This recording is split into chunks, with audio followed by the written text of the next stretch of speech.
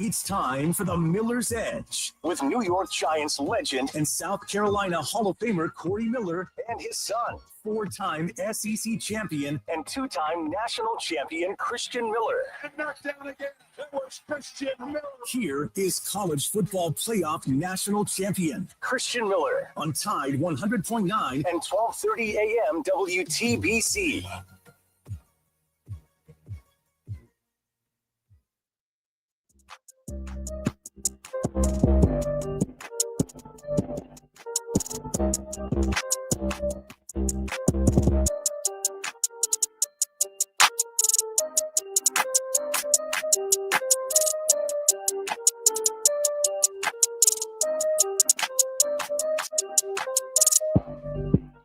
And welcome into this Monday edition of the Miller's Edge, Tide 100.9, 1230, WTBC, presented by the Good Feet Store, America's Sport Expert. Sorry, obviously there's a lot to talk about, and we will do that. No, it is not a victory Monday, but it's going to be a breakdown Monday because we've got plenty to break down. I know you guys all watched the game. I watched the game. I know you've got a lot of questions. Well, don't worry. I'm going to answer your questions for sure, but I'm going to go into an extensive breakdown. I'm going to talk about what transpired in this game. A lot of what we talked about last week ended up coming to fruition. Obviously, that's not a good thing, but I'm not going to sit here and be that guy and talk about, oh, well, I told you. Listen, it's my job to be an analyst and put these things out there. People were getting frustrated that I was talking about the Oklahoma defense. So there's a reason I was doing that. And we'll dive more into that here in a minute. But here's the good news. Chase and Reed, who are behind the glass.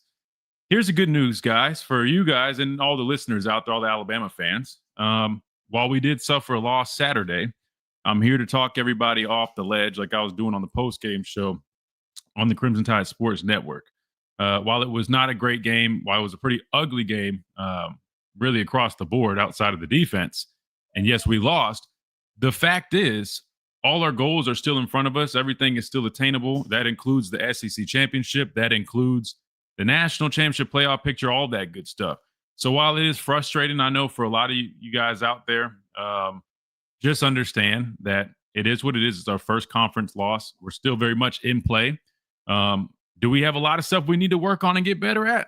You're damn right we do. That's why I've been harping on over the last few weeks. It's not to sound like Debbie Downers here on this show. It's because we're realists. We don't pump sunshine. We talk about what's actually happening. And that's why we said all the things that we weren't doing great over the last few weeks, at least on the offense side of things, could eventually come back to bite you. And that's pretty much what ended up happening in this game, even though the real story of this game boils down to several main things, and we'll talk about that here in a minute. But again, everybody's got to just relax a little bit. We're going to take today to discuss it. We're going to break it down. I've got plenty of tape. I got the all 22. I'll pull it up. I've got several plays, some specific plays that I want to show everybody. Then if there's anything that you guys, I know I put a tweet out just in case we were going to go live yesterday, but I figured we'd save it for today. If there's anything you guys want us to discuss or take a look at on the tape, let me know and we can pull it up. I know some people wanted to talk about the running game or the offensive line and several other things. Let me know here on the chat on YouTube at the Miller's Edge. You always can check us out. It's completely free. All we ask is you drop a like, subscribe, all that good stuff. Plus, you can always follow us on social media. I've been posting a lot of cut-ups on Twitter/X. So if you guys like that stuff, like the quick little one-play breakdowns. Now, again, there's only so many characters I can use to tweet. So if it seems like I missed something or I leave something out, I promise you I'm covering it. The problem is I only have so many letters or words I can use on the tweet. But just know you can follow us at the Miller's Edge on X. And I'm starting to do that a lot more too. Kind of just, specific plays in the game. So I'll pull those up for sure than some other stuff. And if we don't get there's some things we don't get to today. We can always stay for overtime. But there's enough people hanging around that want us to continue to break down the tape and all that good stuff. You guys know how we like to roll. Plus, we always like to tell you about our good friends over at the Good Feet Store.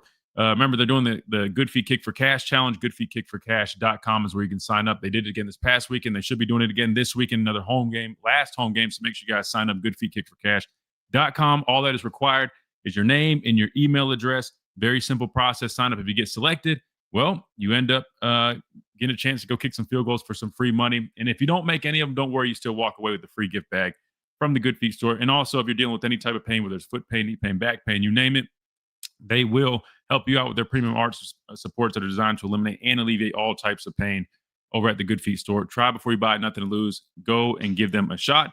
Midtown Village here in Tuscaloosa, but they are nationwide. Go to their website, goodfeet.com, where you can schedule an appointment and find the nearest location to you. Again, that is the Good Feet store, improving the quality of people's lives 2 feet at a time. Chase, Reed, now I know we got a couple minutes here, but we'll probably hit an early break because I've got plenty to say. Let me just check in with you guys, man. I know Reed was catching a flight, trying to get back. Chase, I know you were around watching. Everything good on y'all's end? Sun came up. Everything's still good, right? Oh, 100%. There's no, what I've learned is, okay, especially after the Florida State loss, you can't continue to doubt your team after one loss. Okay. Well, now it's 2 losses, but you just got to bring the good energy and good vibes. And I always try to be optimistic, at least that's what I try to be.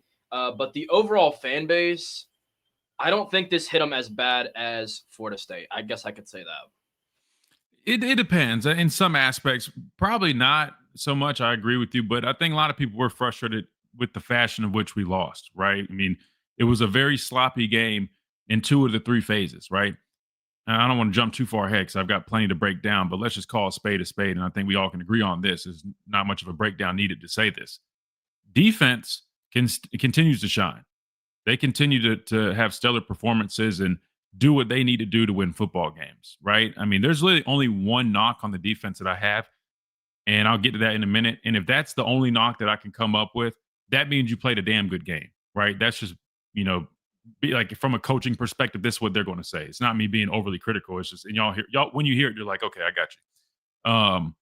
Outside of that, I mean, special teams, it was horrendous. I mean, let's just be honest. And offense continued their sloppy play, and it finally caught up to us. We always talk about the running game, right? And while I said, yes, those extensions of the running game are good and they help you out, you still need to find a way to have a true running game because you don't want to be one-dimensional. And when you become one-dimensional and you're playing a really talented defense who throws a lot at you, they start pinning their ears back. They start calling their design, blitz packages and things like that. And then you start struggling in the passing game, which you were at least pretty damn good at. And now you don't really know what to do because now you're kind of in a frenzy because you can't run the football. Your passing game's not where it typically is, and you're in trouble. So that's kind of a lot of what we saw. Then we all know turnovers really was the biggest storyline. And I'm going to get into all that. But first, we're going to take our first time out. We're going to do it a couple minutes early because when we come back, I'll give you my breakdown. I'll get into the tape a little bit later. But right now, I got all my keys and things from this game that we ended up seeing and what I took away from it. I've rewatched the game. I watched our offense. I watched our defense, and I got some guys to highlight on defense. There's a couple guys that are playing their asses off. Even though defense as a whole played really good, but there's a couple guys that I want to give some credit to because they just kept flashing on the tape. Then offensively, I'll talk about some of the struggles that we had in this game. And I also want to tip my hat to Oklahoma. I know sometimes people, they see my tweets and they're like, oh, why are you highlighting what Oklahoma did? Well, again, I'm objective, and when I see good defense, I give credit where it's due. There's some things that they were doing, man. Brent Venables, you just got to tip your hat to him, man. He called a really good game, and they executed, right. It's they play with such intensity. They take on the persona of him. If you just listen to him do an interview, you know what I'm talking about. Then they go out there and execute really well. Not just with the blitzes themselves, but even what they do on the back end. And that was one of my main keys, and that's why I talked about that. Right? How would we be able to manage and handle those different looks and those late disguises and things like that? And while we did throw the ball decent in this game, a lot of it did actually come from underneath more shallow intermediate type routes and a lot of yard after catch. That said, they did what they needed to do when it mattered. I think some people are getting too caught up in the numbers. They're saying, oh, well, we had 400 yards. Yeah, we did. But if you look at how we got those 400 yards and what they ultimately did when they needed to make things happen, you got to sum that up to good defense on their part. And I just have no problem giving credit where credit is due. That said, that's another reason not to be so upset, right? I mean, they were the number 11th ranked team, which I tried to tell you they had one of the best defenses in the country. Losing this game is not the end of the world by any means. And the fact that we played as sloppy as we did and only lost by 2 points to a talented team like that, I think if you want to look for some of the positive perspectives here, that's definitely one of the things that you can take away from it. As frustrating as that game was, you lost to a very talented team by 2 points, playing one of your sloppiest games of the year. So we'll build on all of this stuff when we come back after this quick timeout. You listen to the Miller's Edge. Tune into the stream at the Miller's Edge. We got tape, we got video, we got a comment section that's blowing up. Come hang out with us, all the good stuff. Quick timeout. We'll be right back.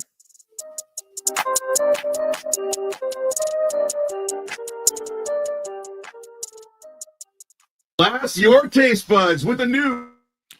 All right, guys, here we go, man. I see everybody rolling in. If you guys are just tuning in, man, make sure you guys hit that like button.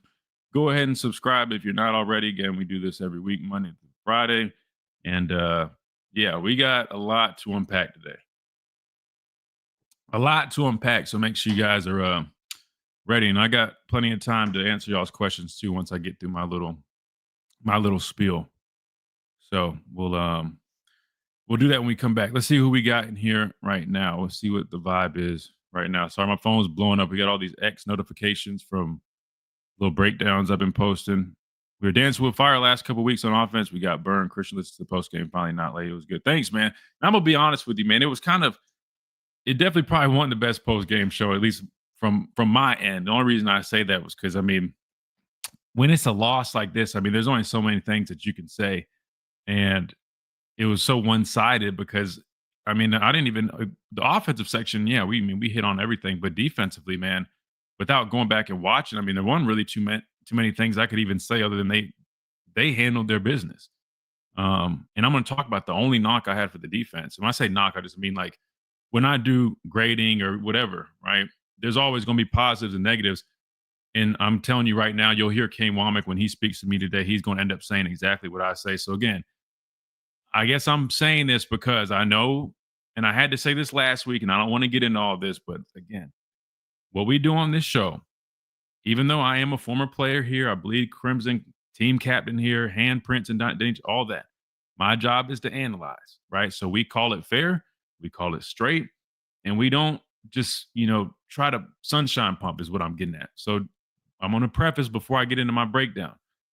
If I'm giving another team credit or it seems like I'm just being completely honest or a little blunt like that, that's how we do things here. So if that's not your cup of tea, because I know there's a couple of people that that they don't like that, this might not be the content for you. But if you like true football knowledge that you can learn from somebody who's played the game, spent plenty of time learning from the best to ever do it, Coach Saban, right, who's going to call it straight and tell you guys facts based off of knowledge, experience, tape, all that good stuff, this is the content for you. So let's get that out the way, because I know last week people, you're talking too much about Oklahoma's defense. Well, now you guys see why.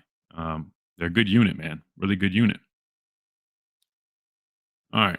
Now we got all that crap out the way. Let's see what we got in the comments. Let's see. What's up, Christian? Got to get this offense clicking. We'll be just fine. Yeah, that's the biggest thing, man. The way defense is playing right now, bro, like you can win football games with the way defense is playing right now. Facts. Like there's not even a question about that.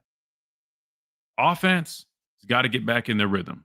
Special teams, I don't know if we ever really were in a true rhythm, at least in terms of field goals. But this past game, the fumble, the big return, setting them up with good field position, that's got to be cleaned up.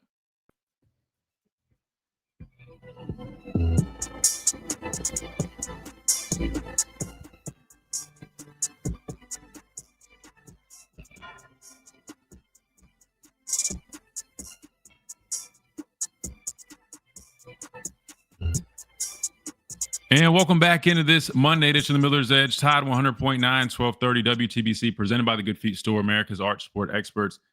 All right, it's time, guys. What do you say? We get into this breakdown now. I might run out of breath, so Reed, you might have to pick up for a minute, but I'm going to get into it. I'm going to mention some points. I'm going to try to go down the list, but there's a lot of things to get into, so I'm going to try my best to hit everything. But I will say this, though. We want to hear from you guys, 205-342-9904, so make sure you guys are ready to respond. I'm going to spend this next segment, though, with my breakdown, and plus we will get to some tape here in a minute. I've got it already loaded and ready to go. I'll just put it right here. I'm not going to play it right now because I can't just let it run. I wish I could, but once I'm finished, we'll dive into that. Here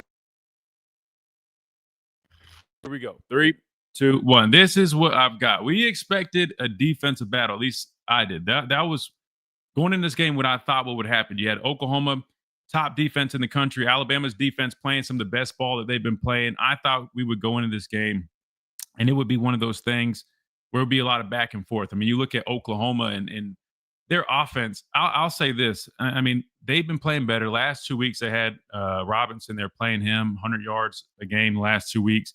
Find a little bit more of a rhythm offensively.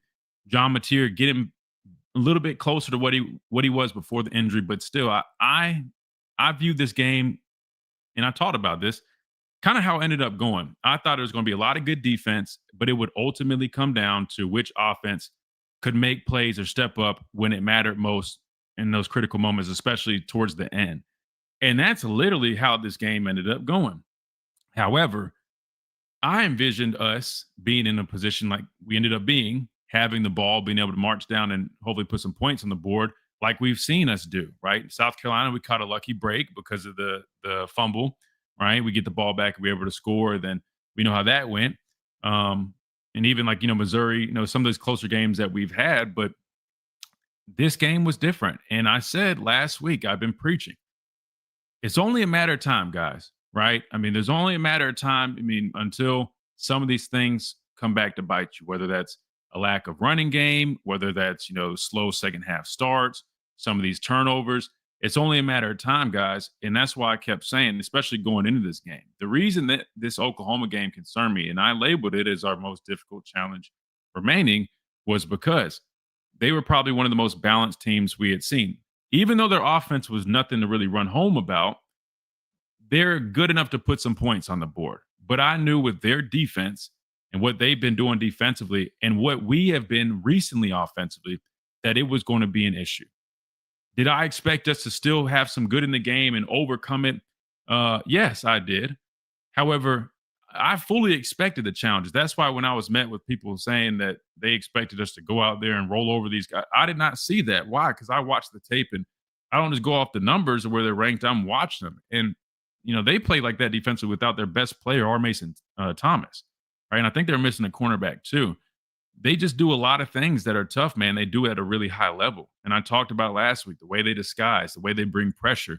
And one of the craziest thing is, if you really watch them, they run a lot of simulated pressures, which if you guys don't know what that is, it's when you're showing pressure, you're showing like you're bringing, 6 guys, crowd in line of scrimmage, a lot of movement, but then you end up really only bringing like 4 guys. Guys are popping out, cutting receivers, and it really just confuses, an offense because, they're thinking they're getting pressure here. It ends up coming the other way, and they're trapping guys. I mean, it's very difficult, right? But it's typically seen on third down. These guys run simulators on first down. As a matter of fact, that interception Ty threw, that pick six, was a simulated pressure on first down. I mean, it's nasty stuff.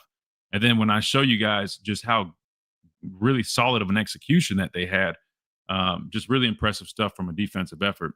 Again, I know you guys don't want to hear me talk about their defense like that, but I'm sorry, man. I respect good defensive play. I'm a defensive guy. That said, it definitely was a big defensive heavyweight fight. I agree 100%. But what this game really boiled down to was the turnovers. Now, our turnover margin, I think we're like 4th in the country. We have been about as good as it gets. I think we were like plus 10 going into the game. And that's in large in part due to all the turnovers we forced on defense, but also Ty being clean with the football through the air. He had only 1 interception going into this game. But he did, if you consider the fumbles, I think it's 4 or 5 straight games with a strip sack. Now, I always want to put a lot of that on the guys up front who are supposed to protect, but it gets to a point where Ty's got to have better ball security, right? Whether it's feeling that sack the best that he can. I know it's not, and it's easier said than done. When you have, somebody coming out of your periphery and you just don't see it, it's not easy to do, but we have to find a way to hold on to those footballs because those turnovers are starting to catch up. But Oklahoma had 17 points off of 3 turnovers. We ended up being -3 in this game. We didn't force a single turnover on defense, and that's my only knock for our defense. As well as we played, we've got to find a way to come up with the football.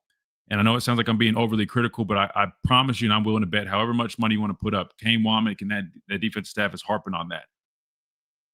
Good is not good enough. As good as we play, we've got to find a way to come up with those. And you'll see the turnovers were there. We had opportunities, but we ended up dropping some interceptions and whatnot. So that would literally be the only knock for the defense. So I guess I'll get that out the way, and I'll piggyback off of that in a minute. But continuing with the offense, The keys for me in this game, keeping Ty clean. The offensive line relatively did that pretty good. Believe it or not, 2 of the sacks, if I'm not mistaken, were from the backs. One I know for a fact, 2 actually for sure. Jam earlier in the game, and I'll pull it up here in a minute. He completely whiffed on pass pro, ended up being in the sack. Oklahoma blitzed their linebacker, ended up making the play. And then later in the game, Daniel Hill got blown up by a 180-something pound cornerback. Can't happen when you're 240 pounds. I mean, I can't wrap my head around that. And that was a critical moment in the game as well. And I can't remember what the other one was. They blitzed 10, their linebacker, Kip Lewis or whatever his name is.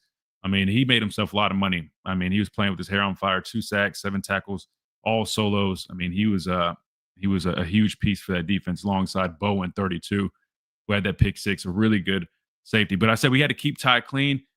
We somewhat did that. But when it came to those blitzes, which they blitzed us about 62% of the time, right? We weren't as great there. And not all that was on the offensive line. So I know a lot of people immediately jumped to those guys. In pass pro, they weren't terrible, right? In the running game, they weren't terrible either. I think some people are overreacting a little bit to the 80 yards. 28 of those yards came from one run where we had the numbers game right. They loaded the right side. They only had one guy on the line and like 2 guys off the ball. So it's like a 4-on-3 situation. When we ran, it's like with Daniel Hill, he ends up bouncing outside for 28. You take that away, we really rushed for like 52. So I know some people think, the running game was better this game. Maybe a tiny bit, but it's not as good as you guys might have initially thought just by looking at the 80 yards there.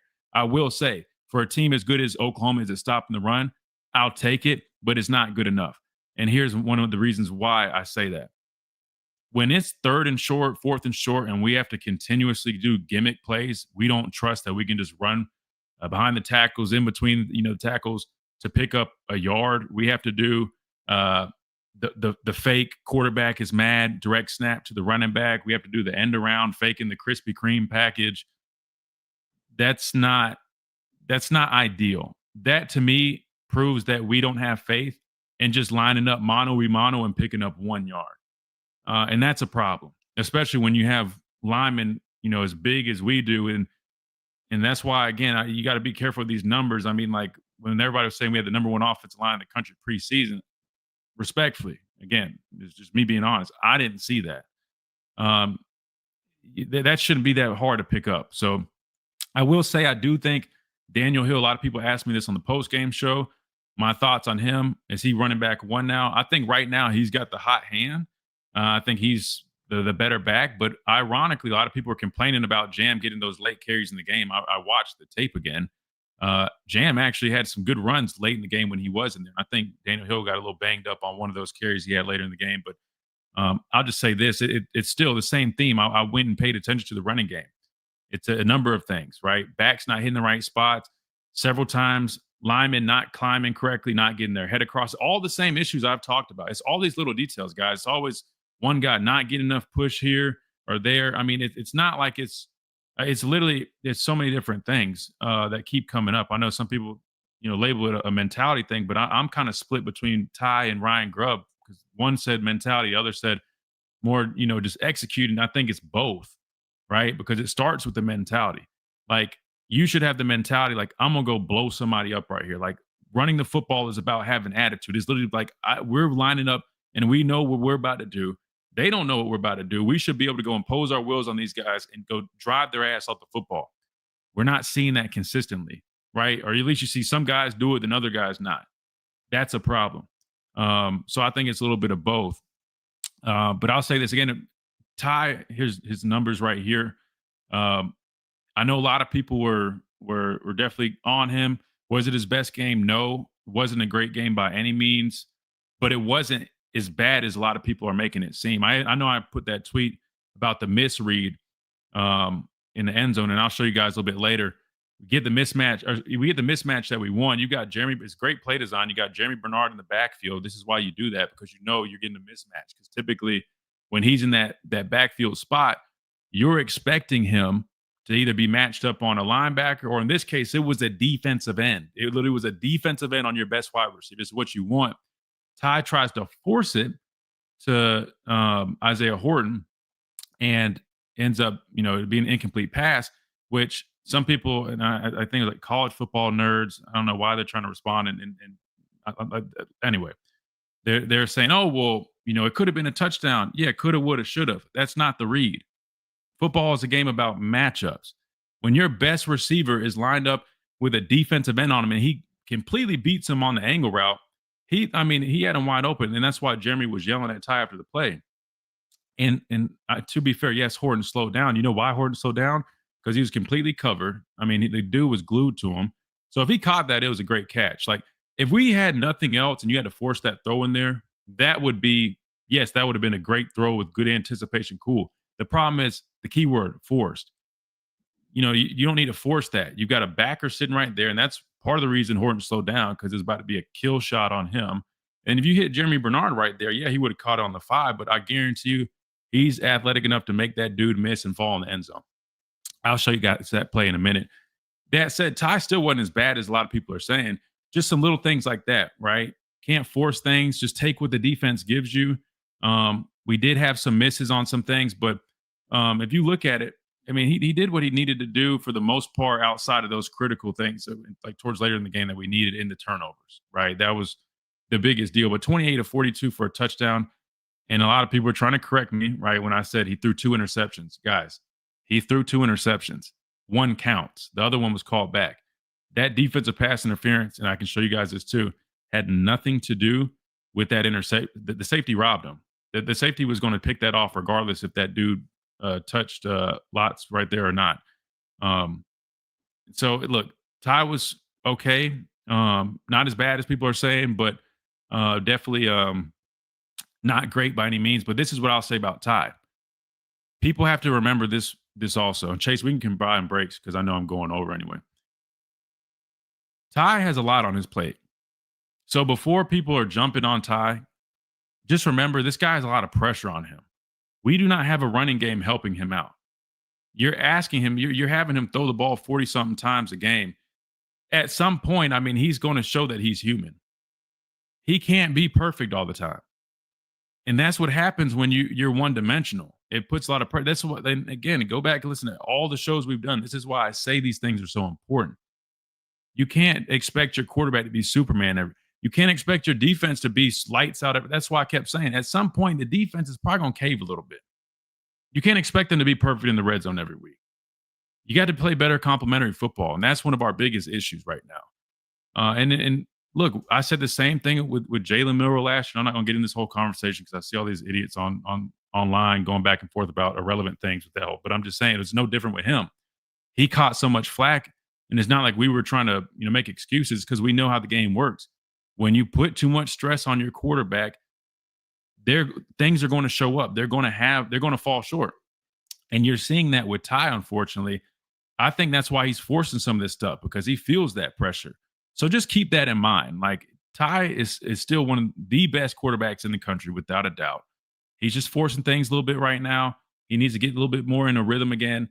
And I think it would help if we can establish that running game and take some pressure off of him. But some of the things that they did were good, right? Letting Ty run the football. My dad said that. If you go back and listen, he said they should let Ty have some quarterback keepers, let him run a little bit. And he did, and it was very successful. I know you want to keep him clean, but that little element, he's athletic enough to do it. I was all for that. I thought that was very smart in this game. But in terms of what I would like to see more out of Ty, not hold the ball as long, right? Know when to throw it away. Don't force things as much. Just take what the defense gives you. But ultimately, man, he just needs to just remain confident, right? He still got it. Anybody that says different, man, they don't know what they're talking about. He's a really good football player. He just needs a little bit more help, and he just got to get back in his rhythm, and I think he will do that, man. But we've got to find a way to not be one dimensional. A couple more notes I have. The back struggle, we talk about that in pass pro. All of them are bad in pass pro. That's got to be fixed. Talked about OU blitzing 62% of the snaps. All 4 sacks did come from blitzes and the turnovers. I'll show you guys the simulated pressure here in a little bit. That's why I said last week I was wondering how he would, react to seeing some of those things. Well, that pick 6, I know a lot of people have the question, well, why wasn't it pass interference or illegal contact? Well, Illegal contact's off the table because that's only in the NFL. That's not in college football. Pass interference is a judgment call. I think they could have called it if they wanted to, but here's the reality of it. The pass was so far off the intended spot or from the intended receiver that normally if it's a pass that's not really catchable, that's one of the criteria for not calling it or calling it. And I think they went with that. It just seemed like it wasn't catchable, and that's why they didn't call it. Could they have called it? Sure. But they didn't there. And at the end of the day, I mean, you know, you can't really argue with the refs, man. You're going to get some, you're going to lose some. It is what it is. One of the bright spots, I will say, on the offensive side, Cuevas, he was phenomenal. I wish we would have continued trying to get the ball to him a little bit later in the game because, again, the way Oklahoma was playing, they were intentionally trying to take away a lot of the deeper concepts and giving us some of those shorter concepts. And we were, having, a lot of success with yards after the catch, at least earlier in the game. And that's where a lot of our yards were coming from. So that would have been nice. But that's pretty much what I got for my overall outlook on the offense. If I miss something or when we watch the tape, I'll go back to it. But really, the nature of it was the turnovers, right? Threw 2 interceptions. One actually counted. One got called back. And then the strip sack late. It's just we just couldn't overcome that. And then when you're giving these guys field position like that, even though their offense is just efficient enough, all they need to do is get some field goals on the board. You know what I mean? Just keep adding here, adding there, and ultimately it gave them the spot to win the football game. Special teams, I'm not going to waste too much time on it. Bad. Ryan Williams back there. A lot of people asking me why is he back there? Well, he's a dynamic playmaker, and you can see his ability to make guys miss. What he does with the ball in his hands. You're banking on he can set you up with a nice, with good field position, with a nice return, maybe take it to the house. But unfortunately, ball security was an issue, and that was a critical error in this football game. Very costly mistake right there. We gave up a big return on punt. Again, that ended up resulting in some points as well, I believe. I think it was a field goal. And you just can't have those things on special teams. That's got to be better. And then the missed kick, people are asking about the guy jumping. The fact that he was within 1 yard line of scrimmage, I'm pretty sure that's the rule. If you just go straight up, it's not a penalty. Regardless, the kick was whipped anyway. And I'm just telling you guys this right now. Talty needs to settle his ass down. Yelling at the snapper. Yes, the snap should have been lower, should have been better operation. But brother, we don't do that. We don't do that, man. That bothered me. So hopefully that gets cleaned up because if I was on that team, I wouldn't have gone for that. And then just to kind of wrap things up, put a bow on this whole thing before we really get to you guys and get into the tape and all the other stuff. Just want to circle back to the defense. 41 is playing some damn football. Like a grown man, which I guess makes sense because he's like 24. I'm kidding. Not kidding, but you get the point. I'll show you guys on tape. I mean, this guy is running through people's faces. He's playing with physicality. I see why, and I don't know if you guys notice this, but he's been taking the place of Deontay Lawson a lot in a lot of their nickel looks because there's only 2 inside backers on the field. And I'm seeing why. Part of the reason we're playing the run a lot better is that's how you play the run. You don't run around blocks. You don't, sidestep blocks, try to juke. But no. This dude is running downhill and running through people's faces. And I watched him, like, if you go back and watch, like, the first quarter, a little bit in the second quarter, I mean, like, this dude had back-to-back plays just running through people's faces. Even if he's not making the tackle, he's setting it up for his guys just because of the physicality he's playing downhill. He's playing some damn good football. We talked about needing to capitalize on those turnovers. We just got to have them, man. Justin Jefferson had an opportunity. We showed cover 3. Braves down the box. Post snap, he gets his drop. It's cover 6. Justin Jefferson drops perfect. Reads Mateer. He's a hook curl player. He drops right in that window. I mean, the ball goes right through his hands. Got to be able to have those.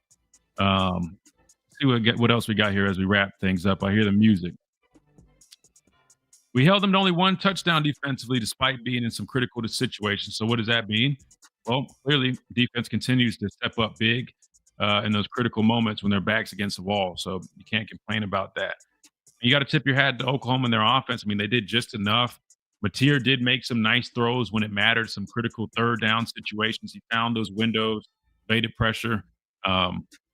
He did a nice job in this game. I mean, I think he was like 13 of 20-something. He did not light up the stat sheet, but that's You didn't really need him to. He's 15 to 23, 138 yards. He did what they needed him to do.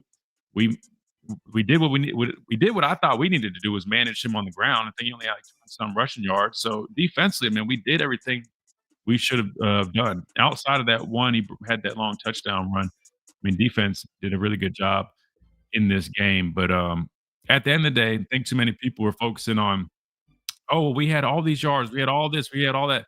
All that is it means squad when you have your -3 in the turnover battle. And when you become one dimensional and you keep doing the things, you're playing with fire like we talked about offensively, it's only a matter of time till it comes back to bite you. And that's exactly why I said I was concerned when we played a team that was a little bit more balanced. Now you guys get my point. So hats off to Oklahoma. They got the job done 2 years in a row. They come to Tuscaloosa. They upset us for our homecoming, 23-21. I know it was a frustrating game, but at the end of the day, with all that I just said, just remember this. As our first conference loss, our second loss on the year, everything is still in front of us. We have to be perfect to finish things out. But listen, that's I think what was it, Greg? I think Greg McElroy said this earlier. That's not new territory for us. Going to Auburn and everything being on the line, right? I mean, that's almost like expected. So while it is added pressure than what we needed or what was going to be the case, it is what it is, and that's what builds character. So I'm looking forward to it, and I know it'll be a challenge, but it'll be a good one at that. We got to hit a timeout. We come back. I want to hear you guys respond to that. 205-342-9904 is the number to the program. Plus, we got the chat here. I'm going to go back and read all that stuff. Plus, we got the tape. I know the coaches are speaking. We'll see what we have time to get to. Maybe we'll at least hear from Kalen DeBoer today, but maybe Ryan Grubb. I'm curious to see what he had to say. That might be interesting. But I definitely want to get to some tape. If there's anything you guys want us to pull up, we'll definitely do that. All that coming up right here on this Monday edition of Miller's Edge, Tide 100.9, 1230, WTBC, presented by the Good Feet Store, America's Art Sport Experts. Quick timeout. Be right back.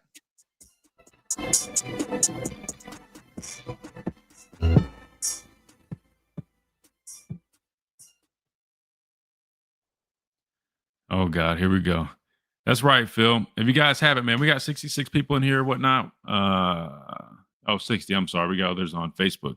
Hit that like button if you haven't, man. It's completely free. That just helps us out if you guys like the content, especially if you guys want us to do some more breakdown stuff, man. Hit that like button. We're about to dive into that here in a minute. Let's see what we got in the comment sections. No more negative talk. Beat Auburn. Come on, everybody. Beat Auburn.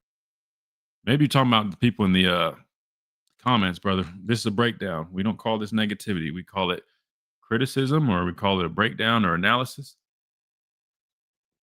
There's nothing negative, but again, you might have missed the first part, brother. If you can't handle honesty and just analysis, brother, this might not be the content for you. What else we got? Good stuff, bro. Appreciate that. Yes, sir. Yeah, I know that was long-winded, but I told you guys there's a lot to talk about. We had some people drop off. So they don't like when I say that no more, but it is what it is, guys. I just got to be honest with people, man. I just rather just nip it in the bud, man. We speak facts. We speak analysis. We go off of tape. We speak the truth. All right. I'm trying to go way back. I don't know if I'm going to be able to catch all this, but sun came up yesterday. Run looked better at times, but I mean, that's still not cutting it. If I'm just being honest with you, bro. Then, I mean, like I said, if you take that 28-yard run from Daniel Hill away, I mean, it's like 52 yards or so. My question is the game call for all those passing attempts? Well, when you don't feel as confident about running the football, especially against a good front like they have, I mean, that's what you're going to see. But, typically you see a lot of quick game, screen game, you know what I mean? Like stuff like that, which would have been smart. Like that's one way to slow down a good pass rush is screen game, quick game, stuff like that, which I thought we did. The play design stuff, I mean, like if you go back and look, like Cuevas' touchdown, right? Where he caught that ball underneath. Why am I frozen like that? Hopefully you guys can still hear me. There it goes. Like all that stuff is good design, like having him, he sits in blocking for 2 seconds and he's coming underneath the formation. I mean, all that's smart play design, but I think some of it, I agree with you. I don't want to be a 40+ plus attempt, passing attempt per game type team. I personally, I don't like that. I want to run the ball out. I want to be like a truly balanced team, right? Kind of like the likes of Georgia, where they run the football, but they're setting up the play action. You see how effective it is for those guys. Not saying we haven't been effective offensively. Don't get me wrong, but to me, I would sacrifice some of the explosives that we have through the air to be more balanced, to have a more balanced attack, something like that, where we can rely on a running game that sets up the play action, but we still can get our shots in there too. It'll be tough to win at Auburn, but this team can do it. Yeah, no, we definitely can do it. But I'm going to be honest with you. I think it's going to be a tough game. They've got a little bit new, fresh energy in them. It's always a tough place to play. We know that, but they have a really good defense.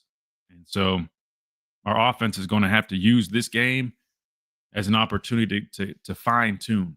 Like we have to get back in a rhythm offensively. There's no ifs, ands, or buts. I know a lot of people say, oh, well, if we didn't have the turnovers, true.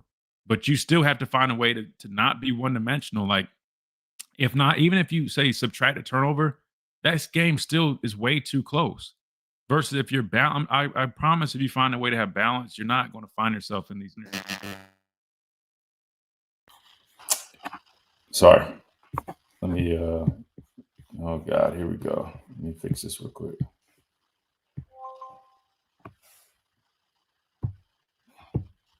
Hold on 1 second.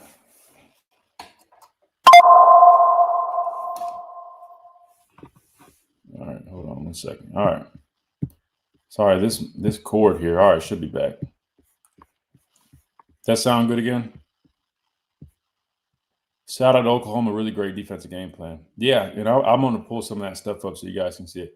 Red Morgan, Justin Jefferson, Damani made a good player too as well. Yeah, those other guys did too for sure. They did. I forgot to mention Red Morgan. He's definitely he's a good little player, man.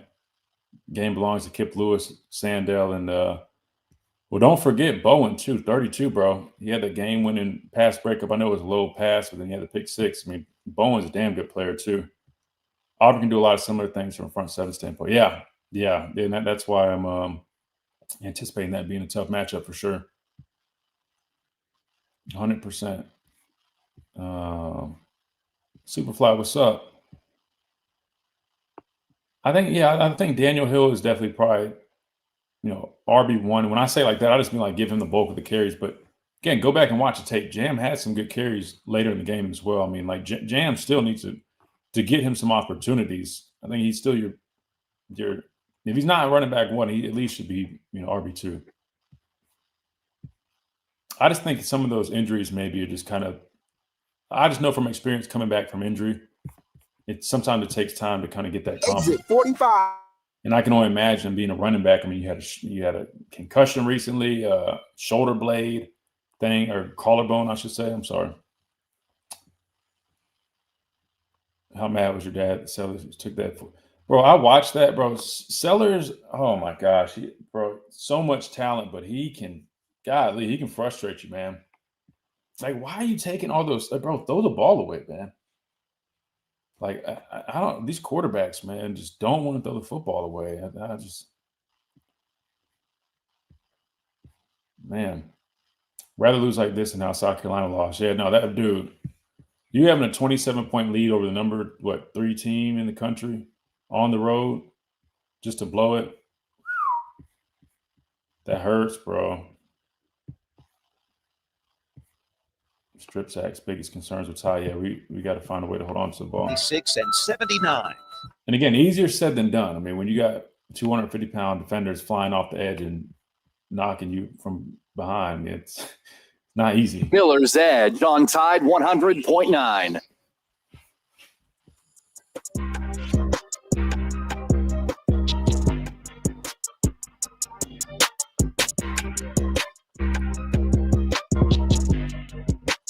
And welcome back into this Monday edition of the Miller's Edge. Tide 100.9, 1230 WTBC, presented by the Good Feet Store, America's arch sport experts. All right, I'm trying to catch up on all these comments we have. Again, if you guys want to watch the show, we do it live on YouTube at the Miller's Edge on YouTube. Again, completely free. Just hit that like button, subscribe, all that good stuff.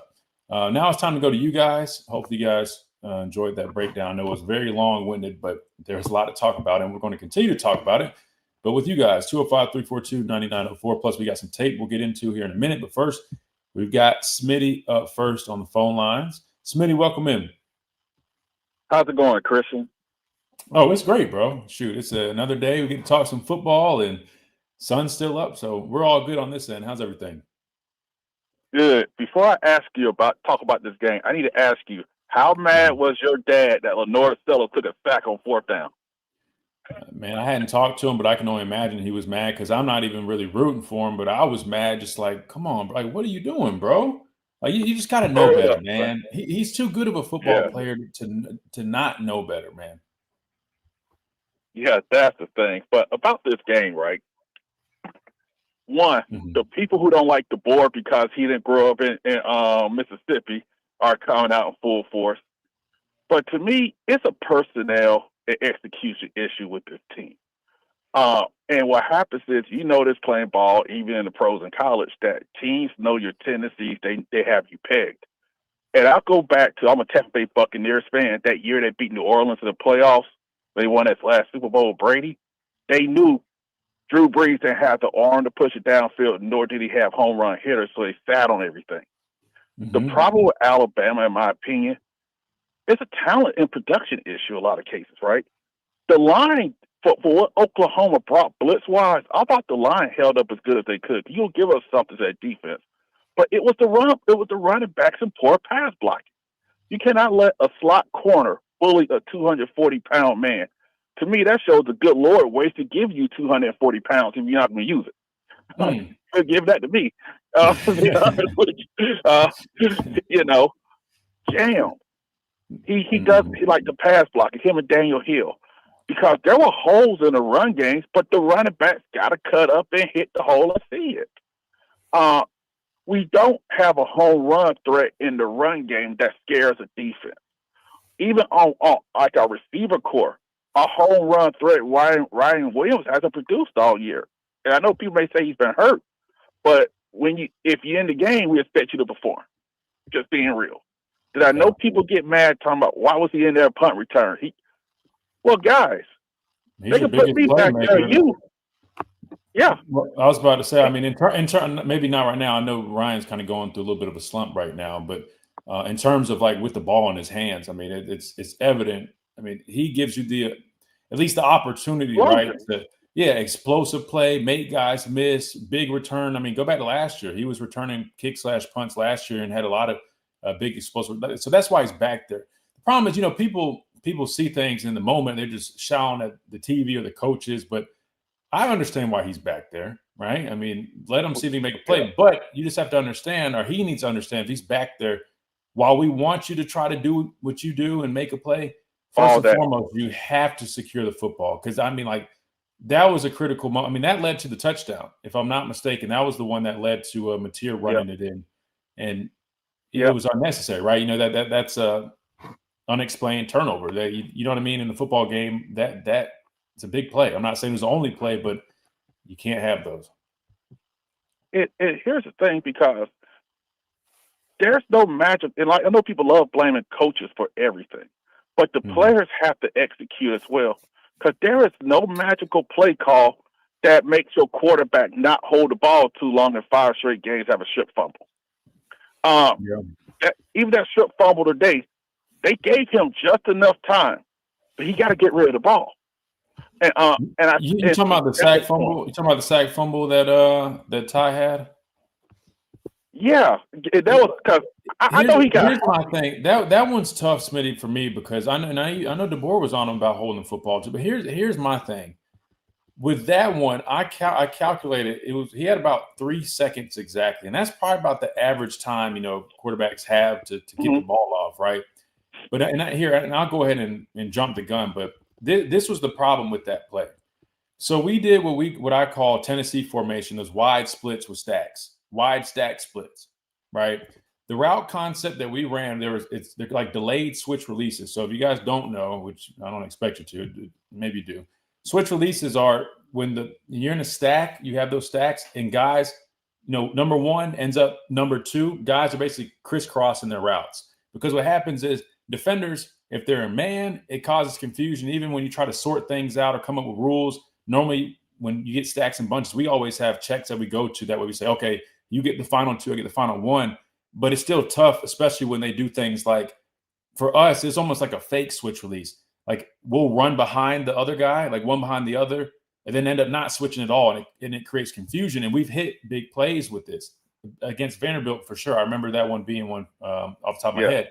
The problem was on this play specifically on that strip sack, those are late developing routes. Matter of fact, 3 of the 4 receivers were vertical. The only one that technically wasn't was Cuevas coming in on like a dig. They showed 6 guys in line of scrimmage. They had 2 rat players, which are hole players. So those guys were kind of creating a window. They weren't like directly under him, but you get what I'm saying? Like he would have to throw through or over those guys. Nobody was open. At that point, he just had to say, I'm throwing it away. Like, unless he was going to try to take a one-on-one on one of those deep shots, but those guys did a nice job. They weren't really confused with the switch release on the other side either. Yeah.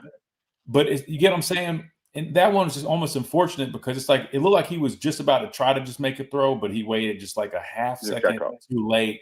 And Michael Carroll, unfortunately, got beat by a damn good move by Wayne or Wine, however you pronounce that dude's name. I mean, cross-chop to perfection. And that was all she wrote, man. Yeah, I'll say this real quick also. Ty also has to hit the throws that's available because that same throw to Jeremy that he missed today, on Saturday, was the same one he missed against South Carolina that would have been a touchdown. Because you have to make those throws when it's there as well. I know you're getting pressured, but when the pressure ain't, when you got a clean pocket, you have to take advantage. And I think, and one thing about Mateer, I said that he wasn't going to do much. I said Alabama had to help them out. Mateer Saturday reminded me of the guy in the group project who got an A who didn't contribute much at all. Just being real. Come on, hold on, Smitty. Wait, Smitty, you can't do him like that. Listen, I know he didn't really do it. He didn't do a whole bunch, but he did have some big throws and some moments where, in terms of coming up with, there's like later in the third quarter maybe, and that guy 3rd and long. I mean, I know what you're saying though. I mean, he ain't do a whole hell of a lot. Yeah, he didn't have to win. He did just enough. Yeah. And the thing is with this team, right? I think, because like I said, execution coaching, right? If you had a home run hitter, teams could respect that. Because the running backs, at the end of the day, you have to make people miss sometimes. And I think that, like with this team, one, shout out to his defense, because they've taken a lot of crud for a year and a couple of games. And they have stepped up and kept this team in the games. And I think if the offense, they just have to find something, a home run hitter some way. If you got to put the young running back in there, so be it. If you got to look at one of these other receivers who can stretch the field, so be it. But it's also incumbent on Wilkin Formby not whiffing on that block for that pick 6. And it's also incumbent on Ty hitting these people when they're there. But the season ain't over. I think we'll beat Auburn. We'll be in the playoff, and we'll see what happens. But you have a good one, Christian. Absolutely, man. Appreciate you, Smitty. Good deal. Good stuff. All right, we got to hit top of the hour break. We come back. We'll definitely keep on talking about this, talking with you guys. We got one more caller right now. We'll get to them. And then we'll try to squeeze in at least 1 or 2 of these press conferences. I'm really curious what definitely want to hear from Ryan Grubb and maybe Kalen DeBoer if we have plenty of time. We'll do that right here on the Miller's Edge. Tide 100.9, 1230 WTBC, presented by the Good Feet Store, America's Art Sport Experts. Quick timeout. We'll be right back.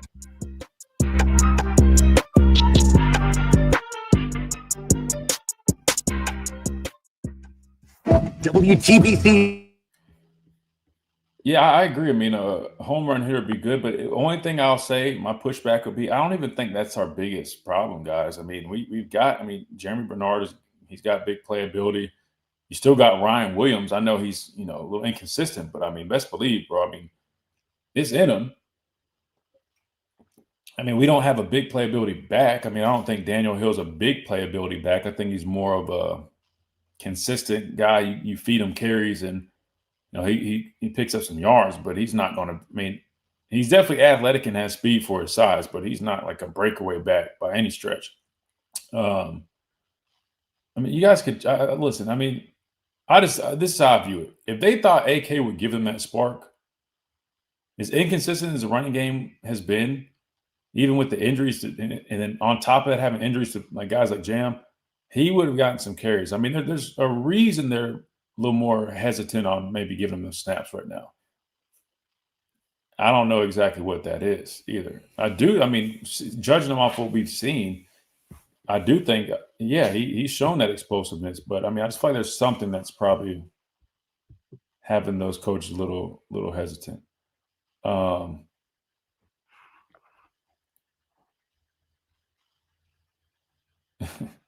So here's the deal. So this is that strip sack that Smitty was talking about. So let me show you guys what I'm talking about. So, all right, so this is why I call it Tennessee split. You see how we look like Tennessee right now?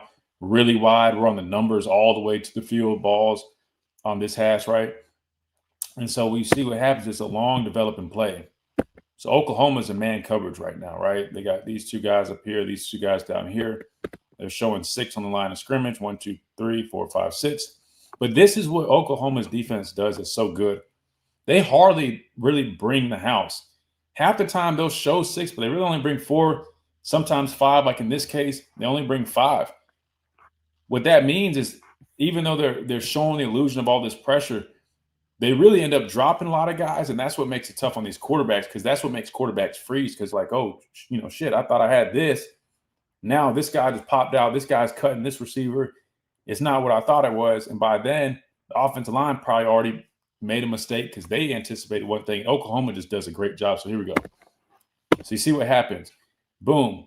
You got 2 guys pop, right? They always pop defenders, all right? They don't even really bring these guys a ton. But this guy, I think this was like one of their safeties or like a nickel or something. He ends up coming. The blitz, gets picked up solid. Again, they only bring up initially got 4 guys in the late 5th. But what they're doing is they're playing man with 2 hole players / rat players, whatever you want to call it. This guy, this is a real true hole player. This guy is actually, his job, you see how he keeps turning looking. His technique, they're probably telling him he's probably slicing 1 or 2. Man, we already back. Construction at 205, 752. Slicing, that just means jumping underneath whoever, right? But since it's 2 verts, he don't really have anybody, but he ends up melting right here because, see, this ends up being 2.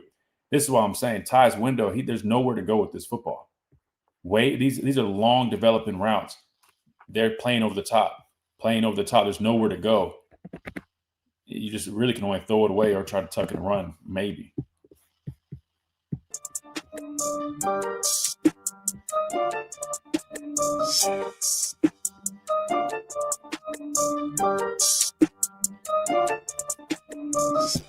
And welcome back into this Monday edition of Miller's Edge. Time 100.9, 1230 WTBC, presented by the Good Feet Store. America's Art Sport Experts, man. Hour number 1 in the books, and we've been going at length about this breakdown again. Alabama falls 23-21 to Oklahoma. They spoiled the homecoming. We all know what happened Saturday. Now we're just breaking it down. But again, let's talk everybody off the ledge. If you're just tuning in, we gave a big breakdown, and yes, it's an honest breakdown. We talk about the good, which there's a little bit of good in this game, really the defense. A lot of bad, and there definitely was some ugly.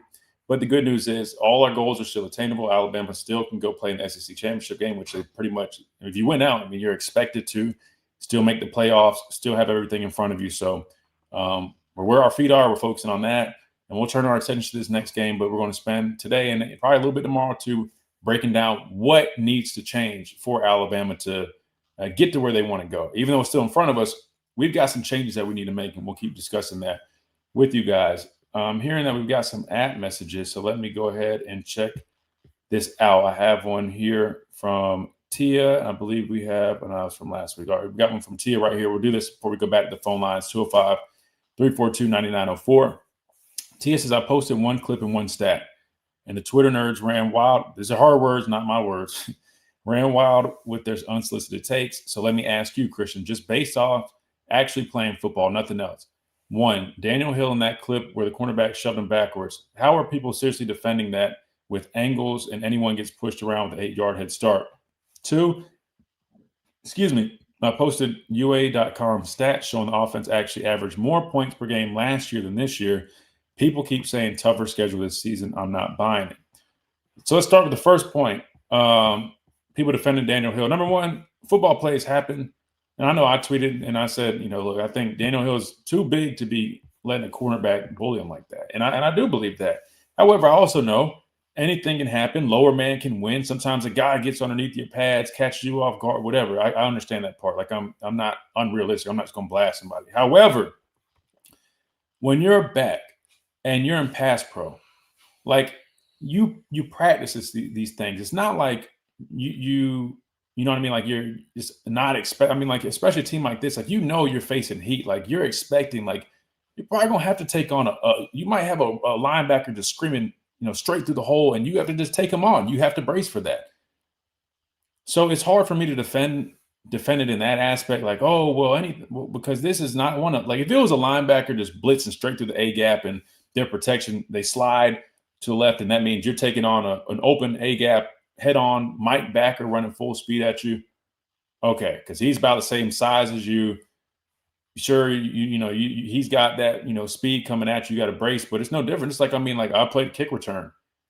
You have to bring it to them, right? If you don't want to get put on your ass, you have to go put it on them, right? Like that's the whole mindset behind it. These backs are catchy.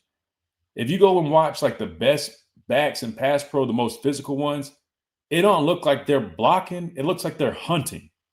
They see a defender, they go get defender.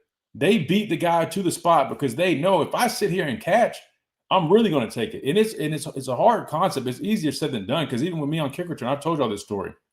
Like on kick return, I used to be catching stuff because when you see guys running 30 yards downfield full speed and you're backing up initially, are you damn right? Like, you're like, who wants to sit there and go take a dude head on like that? Like, it's a head on collision.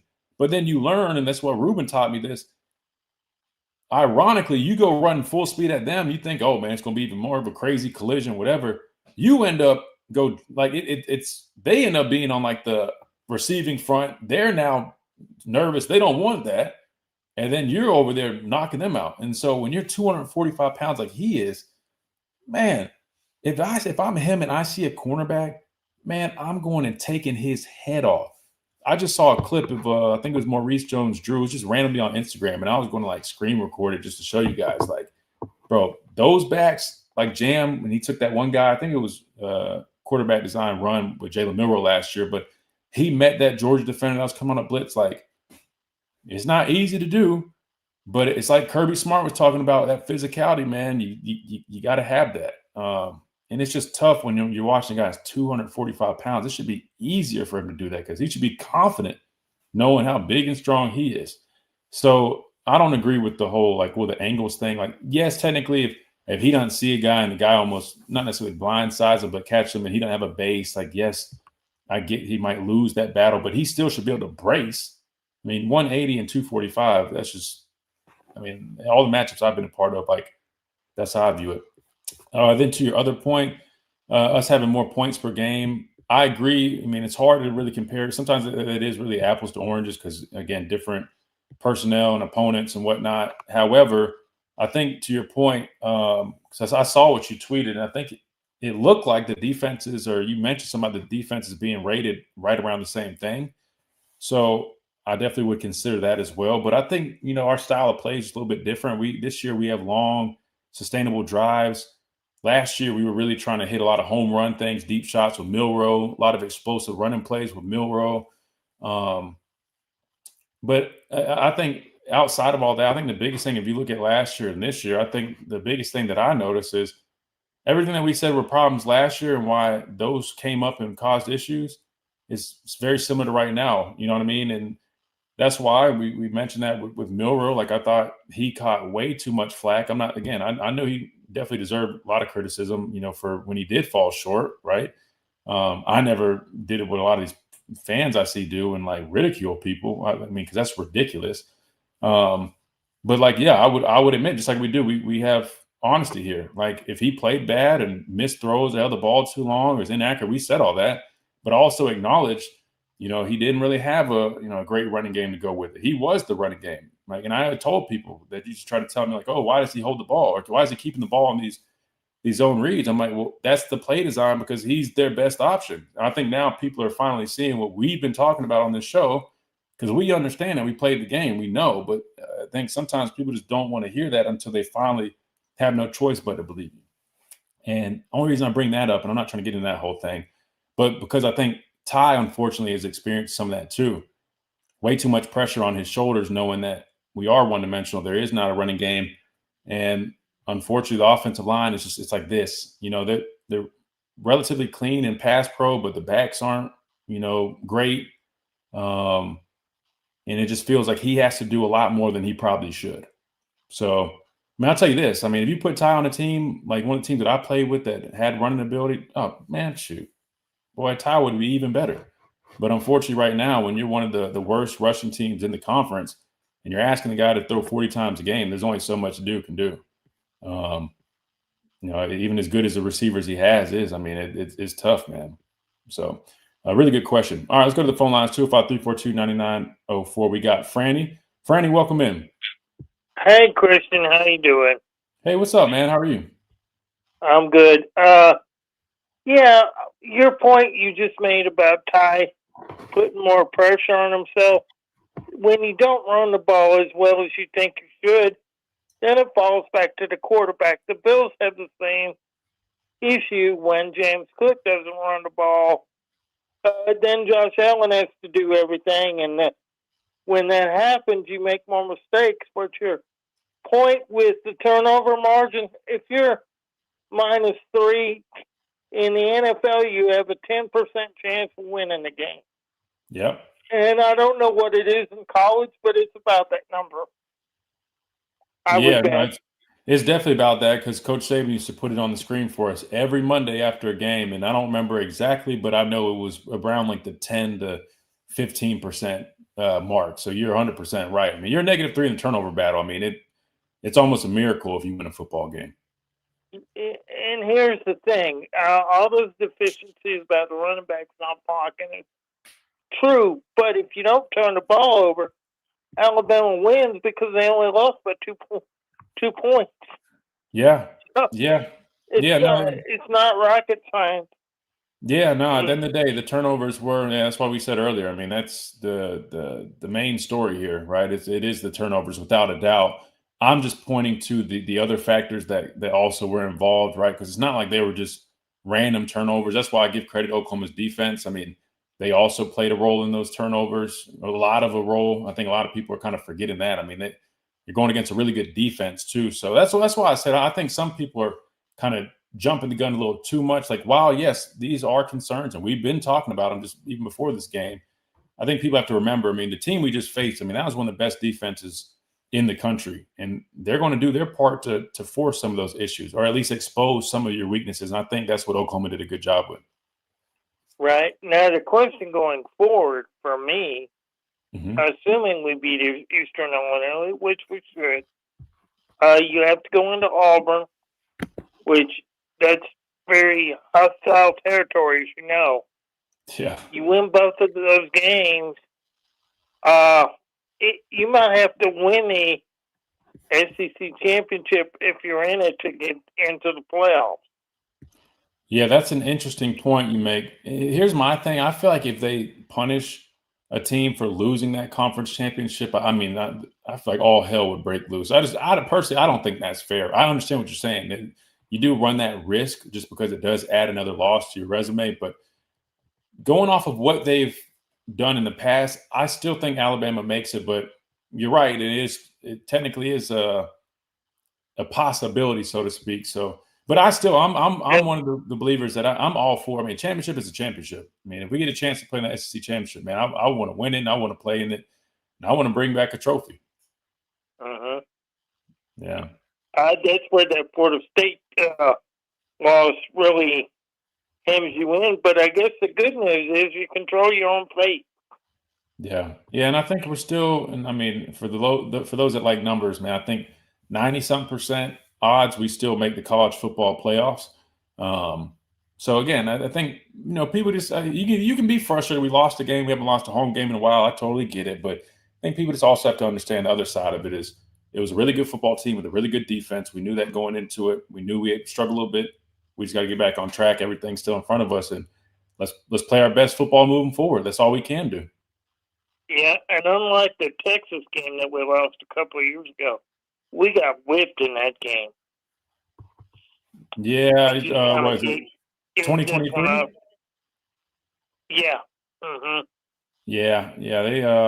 Yeah, that was an interesting time though. We didn't have still were going through like a quarterback battle, and Yeah, and then that team also had their fair share of issues. I mean, a lot of it falls back on, offensively, man. We just haven't really – we've had several holes at least somewhere on our roster offensively for the past few years for whatever reason, whether it was receiver room was light a couple years ago, offensive line was inconsistent. I mean, we haven't run the ball great in several years, man. Franny, we got to figure something out, and hopefully let me ask you something. When you have offensive line problems like we seem to be having, could we incorporate screen passes a little more?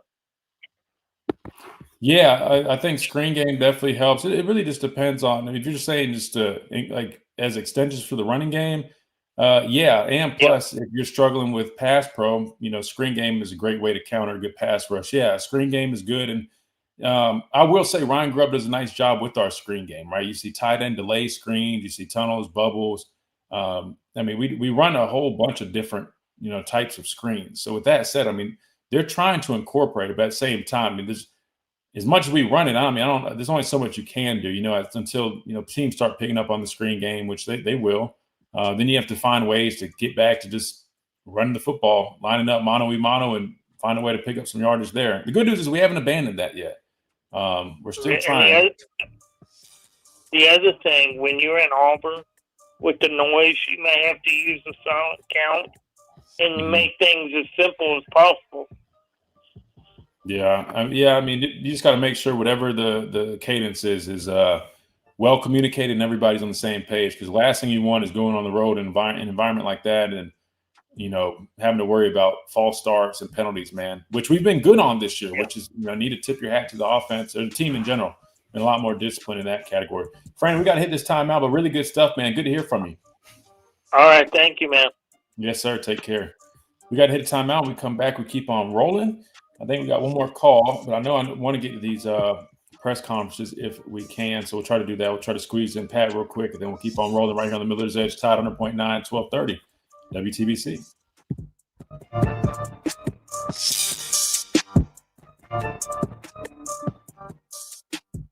Get a head start on the holidays at Celebrate Local. Shop the halls. Join us Wednesday, November 19th at Bryant Conference Center. Explore local shops, artists, and restaurants all in one place. Free admission, presented by Visit Tuscaloosa and Premier Service Company. At Tuscaloosa Mazda, they are expanding their showroom to serve you better. Come see their new and pre-owned Mazda lineup, offering fuel efficiency, advanced technology, and plush comfort. Tuscaloosa Mazda, 3100 Skyland Boulevard East, or online at Tuscaloosa. Our buddy, what's his name? He didn't show up today, man. That was doing all that Friday. He didn't show up. I haven't seen him yet, man. I was going to tell him if he was here, man. It's all good. I have no hard feelings for him. I'm not even going to sit there and be, and I told you so. The reason I thought of that though is the college football nerds guys like still going back and forth people on that play because he's trying to say like, oh, the decision was fine. And that guy tried to tell me I don't like being wrong. It's not I don't like being wrong. It's just I'm confident with what I talk about, guys. Because I mean, I literally lived this, man. I mean, I grew up with the dad who played 9 years in the NFL. I played my entire life since I was 4 at every level and do this literally for a living. But this is like the definition of just not wanting to be wrong. I mean, he keeps harping on that decision on that throw. Here, I'll show it on the Twitter real quick. I don't know how I could explain it to him any better, which I'm not going to waste my time trying to do that either. I've learned my lesson, guys. I don't like people don't want to listen. They don't want to listen. This is a play I'm talking about. And again, it's not, to be clear, it's not being overcritical of Ty or something. Again, I gave Ty his flowers, and I'm defending Ty. I'm telling him he's got a tough task. However, this right here is a bad miss. We end up scoring, but the reason we end up scoring is because he actually threw an interception 2 or 3 plays later, which really, again, the defensive pass interference that made them call it back, that defender did not need to do that. And that was a dumb play on his part. Good for us, and thank God because we got points. This is what I'm getting at, though, in terms of pre-snap. Let me backtrack. Pay attention to what Ryan Grubb does here, which he does a lot, right? He's always looking for mismatches, trying to find ways to get his best playmakers the football. What does he do? That's Jeremy Bernard right there in the backfield. Jeremy Bernard is not a running back, but we're lining him up in the backfield. Why are we doing that? Because we're trying to get a mismatch, right? When he's lined up there, he's going to have a linebacker, or in this case, a defensive end, more than likely matched up on him. At the end of the day, I don't care how many stats and numbers like these people, like this guy, the College Football Nerds page, they pull up. Football is about matchups. It's about block and tackle matchups. It's not about numbers on a computer. The whole goal is to get matchups that you want, desired matchups. That's how you make plays. That's why you see all these gimmicks and things that Ryan Grubb does, because he knows how important matchups are in scheme. This is called an angle route. Some call it a choice route. If this is a choice route, he goes off the leverage of this player. We're going to go with the angle, right? Because I think he's all the way going inside. He runs a perfect angle route. This is where you go with the football. As soon as Ty saw that 9, it's degrees and there's a defensive end on here, there's no question. Like, we're not even having a conversation anymore. He goes here. He forces it here. I say force because, number one, this backer's kind of floating right here. But two, this defender is in man coverage all over his back. That's the second part. The first part is as soon as you see that your best receiver is on a defensive end is guarding him, case closed. That is where you go with the football. History tells you he will probably make this guy miss and fall into the end zone for a touchdown.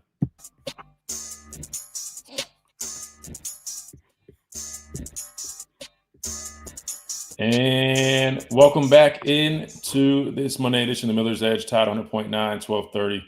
WTBC, presented by the Good Feet Store, America's Art Sport Experts. I just pulled up on the stream real quick. I just wanted to finish my point because people are still talking about it on X. But to be clear, it's about the play, and people probably missed this because it probably just went over. Like it looked like it's an incomplete pass to the end zone. But when I was watching tape, I didn't see the matchup when I was watching the game initially, but I saw it and I was like, man, this is a good call. And the reason I'm bringing this up too is because when somebody asked me on my post-game show, is it scheme? Is it execution? This is an example of this is not the scheme. The scheme is A+. Execution is, we'll go C minus D. And the reason why is I talked about it earlier. It starts with Jeremy Bernard line up in the backfield. You know, if he's in that position, in that spot, more than likely it's going to be a linebacker in coverage. Guys, football is about matchups at the end of the day. Who do you think is going to win that battle, right? Jeremy Bernard with a linebacker on, come on. Like that's literally what you want. So pre-snap, that should be the expectation. But even better, the matchup is even better than we think. He ends up getting a defensive end peeling him. When I say peel, that means he takes him out of the backfield. So he is lined up with a defensive end, 44, is responsible in man coverage on Jeremy Bernard. If I told you that Jeremy Bernard was going to have a defensive end covering him in the red zone area, like the 10-yard going in, I think we all would probably feel safe betting about our whole savings account that it should be a touchdown. And you would probably be right. In this case, we're not, because instead, Ty decides to try to force it to Horton. And the reason I'm saying he's forcing it, while yes, it looks like, yeah, is there a window where Horton catch that and it's a great play, it's a touchdown? That looks like one of those NFL throws because it is hard to squeeze these throws in. That does look good. Sure, if he makes the play. However, the real like coaching perspective, not like the we're generating numbers perspective. The coaching perspective tells you all day, every day, you throw the ball right, you take what the defense gives you. They gave you the matchup that you wanted. There's a reason Jeremy Bernard was in the backfield. That was the matchup we wanted. But instead, we try to force it. And while, yes, if you look at it from this angle, it looks like, Horton, he slows down. Let me ask you, why do you think he's slowing down? He's got a corner glued to his hip. He's literally covered up, completely covered up. So even if you think he's going to squeeze that ball in there and catch it, there's a good chance that corner is going to get a pass break up there. You've got a linebacker floating here who's probably going to go deliver a tough blow right here.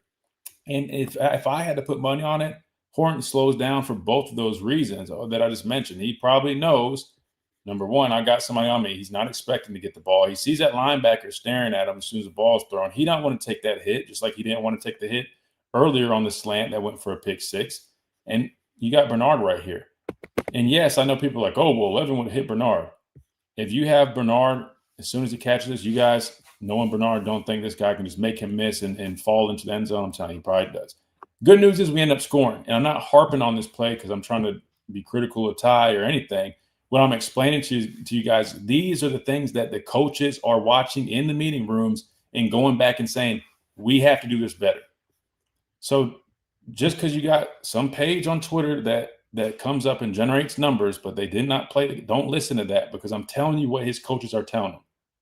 That is where you go with the football. Your best receiver is lined up with the defensive end. That's the end of the conversation. I'm not discussing it anymore. Good news is we score. And again, no knock on Ty, no big deal. Again, if he catches that ball, everybody's saying how perfect of a throw that was. The problem is we don't, and we should have just taken that right there. And if you really want to get even further, 2 or 3 plays later is when we throw a pick, but luckily that comes back. So that's why we're harping on these little details. That's why, if you wonder. So we're just breaking down the game. That's all it is. Let's go to the phone lines. We got Pat up next. Pat, welcome in. Hey, man. What's up, How Pat? you doing, Christian? I'm good, man. I don't want to talk about the football game. I do have one defensive question for you, though. That was a play where there was nobody. I was watching the game from the end zone so I could see it well. There was nobody in front of Ty but a linebacker that just, zeroed in on him. And linebacker, maybe it could have been a safety, I don't know. But anyway, nearly killed him as he got rid of the ball. I thought he was almost going to stall intentional grounding. But, we threw the ball in the vicinity of a receiver. What happened on that play that there was nobody to protect Ty? You're talking about the screen where he threw it in the ground? No, he threw it out. This one was the one he threw the ball out probably 25, 30 yards downfield, but there was nobody. The guy came and hit him as soon as he released the ball. He was in the middle of it. There was a player in front of him and nobody else, nobody protecting him at all. It could have been that the call was empty, but why was that deal there where there was zero protection for him? Because he just had the time he received the ball, the guy was on top of him. Yeah, I'm not too sure exactly what play. I'm trying to find out. I was thinking maybe it would have been right before the half. I feel like we might have had a play like that. Yeah. It was later on in the game, and I was curious. You being a defensive guy, that what had happened on that particular deal. But what I want to talk about is we have left ourselves in a situation where we can have 0 foul-ups. And you know that Marie Laveau, that voodoo witch, lives down in Louisiana, and she wears a crimson-colored A on her witch's hat. But her sister, Clarette Laveau, lives in a cabin on Wire Road. You understand that, right? I have no idea who these people are, if I'm being completely honest with you. So I say Clarette Laveau. I'm making a joke about that voodoo witch that lives down in Auburn on Wire Road. Wire Road's the main road going into Auburn, Alabama. I'm just talking about strange things happen in Auburn, Alabama. And we've got to go down there. We're in an absolutely must-win situation. We got to win this game this weekend. I'll give them the due, but I think that's enough said about this game this weekend. But Auburn, we win the Auburn game. Everything's gravy. As we have a card that lets us say everything's gravy. And when Super Joe, everything will be gravy. We beat Auburn, everything's gravy. Yeah, everything's in front of us, but. I think now you see why because I said you thought I was talking about their defense ad nauseum. I think you see why I was complimenting their defense last week. Yeah, no. I was just messing you with something else to say, man, when I said that. Sure, Pat, sure. You're the defensive guru, and the best person that we have to talk about defense. No. That's a little bit of a stretch now. No, that's a little bit of a stretch. No. Hey, look, I'm laying the smoke on your feet, man. I'm telling you, I ain't kidding you. But seriously, we've left ourselves 0 room for mistakes. And because Auburn now knows that they can take and totally submarine our season, and it would make their day. They would have a fabulous Christmas if they could submarine our season. Yeah, would they not? They would. You already know they want to do that. So We'll have to make sure we're ready for it. But the good news is we got this game. That's where I think that picking Auburn people. I thought this was going to be an easy ticket down there, that they were going to, but it's already started. You don't see near as much Auburn stuff hanging around Tuscaloosa as what you normally do. They've already put all their crap up. But you don't see it on the trucks and cars and all that mess. And but they're gonna be out in full force. So I look for the Auburn ticket to be a cotton picking hard ticket down in Auburn, Alabama. What do you think? Yeah, it's definitely going to be a challenge. They got a really good defense. You already know what that stadium and that environment brings, but I'm excited for it, man. Look, that means it's going to be a good Iron Bowl. I mean, there's a lot of pressure on the game, but we're used to that. That's typical for us. Yeah. This Coach DeBoer's first time down at Jordan Hare, so. Yeah, but we've made our pressure. We've made our pressure on ourselves. We've done this to ourselves by losing to Oklahoma. We doubled up. We doubled them up everything but the score. Oh my goodness. Anyway, hey, such is life. And this just go from there. I was just hoping that you could tell me about that one play where it almost looked like Ty was going to have to take a grounding call when he got rid of that ball, because the ref went and put his foot right where Ty was standing when they were making the decision. Yeah, I'm going to look into it. I got the tape pulled up. I'll try to find it for you, Pat. And I'll speak on it. All right. Good deal, my baby. Appreciate it. Yes, sir. Y'all have a blessed day. Tell your dad I said hello. Will do. Thank you, sir. All right, good deal. We got to hit a timeout when we come back. We keep on rolling. Tide 100.9, 1230 WTBC.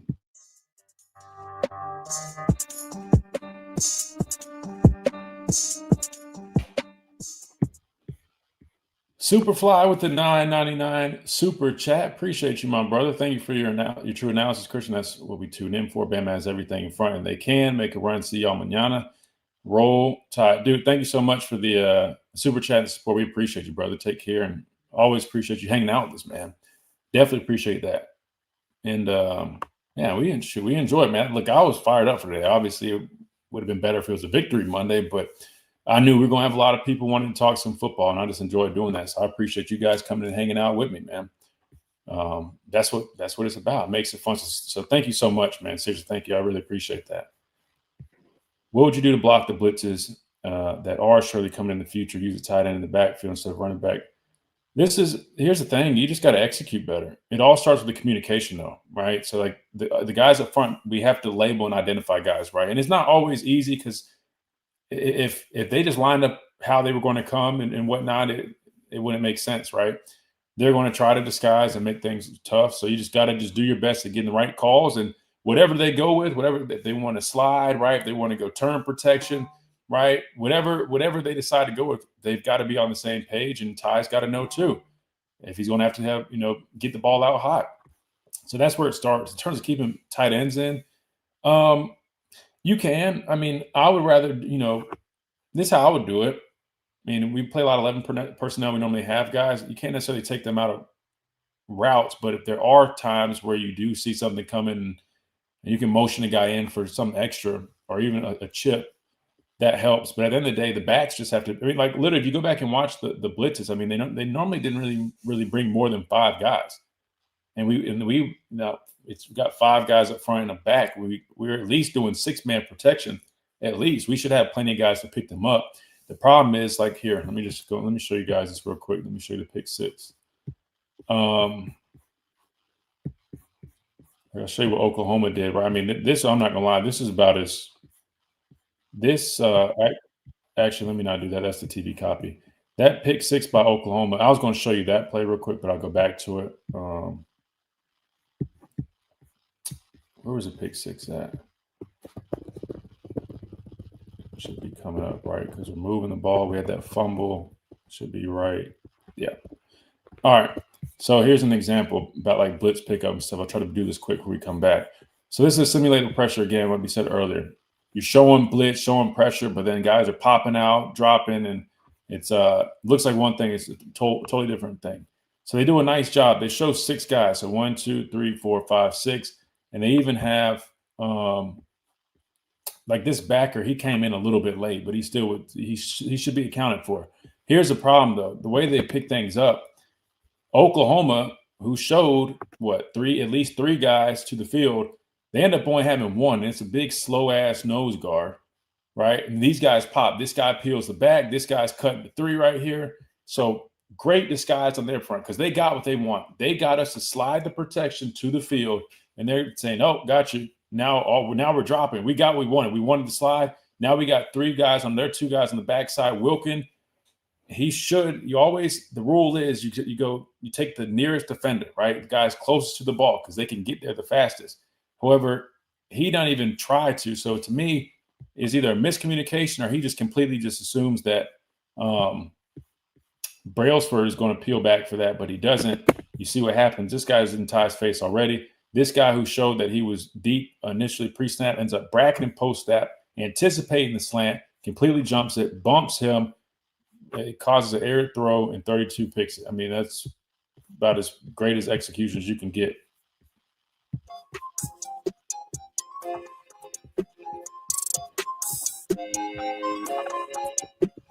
And welcome back into this Monday edition of Miller's Edge, Tide 100.9, 1230, WTBC, presented by the Good Feet Store, America's arch support experts. All right. We need to get to these press conferences, at least one. I think Bryce on the line. Let's get Bryce on here for a few minutes, then we're going to get to this press conference. Bryce, welcome in. Hey, Christian, it's real simple. We could make all the excuses. Oklahoma made the plays that they need to make to win the game. And yep. Brett Thunderbolt can say something that no other good coach can say. He's beat Kalen DeBoer twice. And a lot of other ones haven't, like Kirby Smart and the guy from Oregon and Steve Sarkisian. You know, that's a lot of great coaches. But unfortunately, they made the plays. We can sugarcoat it, make all kind of excuses. And I don't know who in the world thought it would be a good idea to play Oklahoma on homecoming. That was a boneheaded. Because why don't you just give them bulletin board material right there? And we can blame it anyway. It's a team thing. You lose as a team, and you win as a team. We've had two ugly losses. I mean, ugly wins. Now, unfortunately, we got an ugly loss. It was ugly. Yeah, but I mean, the first week was much more ugly in my opinion. But I would say this though. We got to remember Oklahoma was 11th ranked team. They now are a top 10 football team. They're at number 8, I believe. And again, the reason I harped on their defense last week, and while I thought this was concern, was because they are a good team, and we can't forget that. As bad as we play, we can't forget they're a good football team. So a loss to the number 8 ranked Oklahoma Sooners, I'll be honest with you, while it frustrates us and we feel a way about it, in the eyes of people out there, yes, we played bad and we played sloppy, but on paper, having a loss to the number 8 team in the country, I don't think is that bad, personally. And only losing by 2 points at that, given how bad we played. Well, it's all setting up, which we got to make it hard on ourselves. We got to go down there and beat, like I said, we got to go to Voodoo City down at Auburn, Alabama, and anything can happen. We got to play our best game down there to win. And it's fortunately for A&M, they did win Saturday, although I think it worked out better for us. So if we match up against them in the SEC championship and beat an undefeated team, we could get a bye, the way it shakes out, if we do that. So it's beautiful, but I would, Yeah, no. It's the way I'm looking at it. Yeah, and there's a whole bunch of situations and scenarios. My thing is I go off of what I was taught when I was a player, man. Control what you can control, let everything fall into place. And these guys, all they need to worry about right now is Eastern Illinois. Playing their best game yet, getting back in a rhythm offensively, cleaning up special teams, going out there, imposing their will, not playing to the ability of their opponent, and then take care of the next mission. And then, where everything lands, you take care of it then. But right now, we just got to focus on ourselves. I think that's the biggest thing. I know all the fans were talking about Auburn because we understand, but for them, that's what I want them to do. Worry about Eastern Illinois and being the best player and football team you can be. The defense has been keeping in games, and they kept us in that game. All we needed to do is make 1 or 2 plays, and it could have been a win. The special teams we got to work on special teams. It killed us. Yeah, it was my bad. opinion, it didn't help us win the game. Yeah, no, you're right. You're right. You know, Definitely the You, fumble you and the give missed up kick. 17 points. You give up 17 points, and let the on you not executing. It's hard to win when you turn the ball over that many times. And there were so many plays that should have been interceptions. It wasn't. But hey, for some reason, it wasn't in the cards for us to win the game. Now we got to dust ourselves off, get back up, get focused, win 2 games, and see what happens. I mean, That's right. That's all we can say. That's Because, right. I know my heart was mixed emotion. It didn't kill me that A&M won the game, but it wouldn't have hurt me if South Carolina would have won. But now I step back and look at it, since we lost, it's probably better for us to set up and them not win, because we can beat an undefeated team and might get a bye. You know? Yeah, I mean, playoff thing is like crazy. I said, we'll have to see it, and we'll know a little bit more too on where the committee's at with everything after this game tomorrow with the rankings that will be unveiled. Hey, Bryce, we got to run out of time. We need to get one more Hey, call. I appreciate you, man. Yes, sir. I appreciate you. Always good to hear from you, brother. All right, let's do Coach West real quick. Let's get him on. Coach, welcome in. How you doing? What's up, Coach West? I'm doing good. It's been a while. Man, it's been a minute, man. How's everything? You know, just been trying to hang in here, watching our Tide and stuff. But it's been tough. But I mean, we're hanging in there. My biggest concern is, I just like to get to 4 yards of carry, and I'd be pretty happy. I'm with you. Yeah, I just think with this team, man. I mean, I look at the guys we've got. I mean, like Dewberry's a physical guy. Parker Brailsford is a really talented center. I know they're experimenting with Formby at guard, but I mean, you also still got Jaden Roberts. He's shown at times he's just very inconsistent to get some push. Caden Proctor's, a man amongst boys out there. I just don't understand why we can't just consistently drive guys off the football, secure our blocks, and just have our backs hit the hole and get those 4 yards of carry like you're talking about. It's hard for me to understand that. We don't have like we had Booker. We don't have nobody that's mean, that's nasty. That is the thing that I don't sit back and see, And it's like I sit back and I worry the whole time that we have a lot of gimmick plays.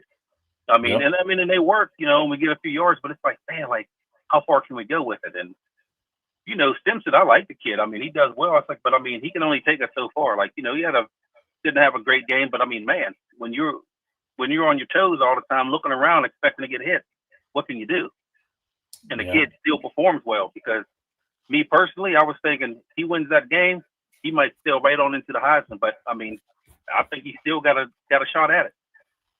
Yeah, I mean, and I'm with you. I mean, I think the recent odds, he dropped a couple of spots, which I'm sure he's not concerned with that. He just wants to win football games. But you're right. I mean, I think he probably caught a little bit more flack than he probably should have. I know it wasn't his best game. He missed some stuff, and we've talked about it. He needs to do some stuff better. But just like you mentioned, like I was saying earlier, man, like when you have all that pressure on you, you're asked to make all these different plays. I mean, guys are human. I mean, turn on, the NFL games. I mean, Pat Mahomes, the best quarterback in the league, he throws picks, which Ty hadn't even done a whole bunch of that. He makes bad throws. I mean, like, I think sometimes, man, I hate to say it, but I think our fan base is just like, we have expectations that are so high where it's like, you got to remember, bro, like, a quarterback's not going to make every single throw. He's going to have some moments, and he's going to have a game or two. And the fact that this was really one of maybe 2 games, I know he's, I guess maybe 2 or 3. You can count South Carolina. He's off a little bit too, and even LSU at times. But to me, I think it just shows that he's human, man. I mean, he's still a really good quarterback. I think he just needs a little bit more help from the guys around him. I think, a lot of the fans who've been around as long as I have, and we have to sit back and realize, when it comes to defense, that 15-16, we have to let that go. Yeah. I mean, like, we haven't had that kind of defense in a while. I mean, I think the guys are doing well. Like, I'm glad to see that we've been able to rush the ball. I mean, put pressure on the quarterbacks. I mean, I've been pleased with that, because we haven't had that elite pass rushing in a while, but now it's starting to come together. Our quarterbacks are doing well. It's just now the 3 and out. We got to be able to, control that, or, we have a lot on offense, a lot of 3rd and long.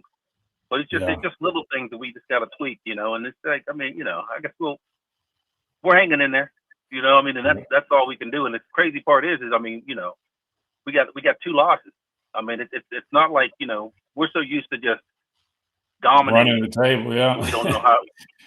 We've got 2 losses and everything's still in front of us, but you would think we're a 4-loss team right now. Like everybody, I mean, and again, we lost the game by 2 points as bad as we played. Like, I'm with you, man. It's all about perspective and just understanding the reality of the situation. Now, you know, we do need to get better. I'm not going to deny that. We need to fix these things like you just mentioned, but we still got everything in front of us, and we just got to keep chopping at the bit, man.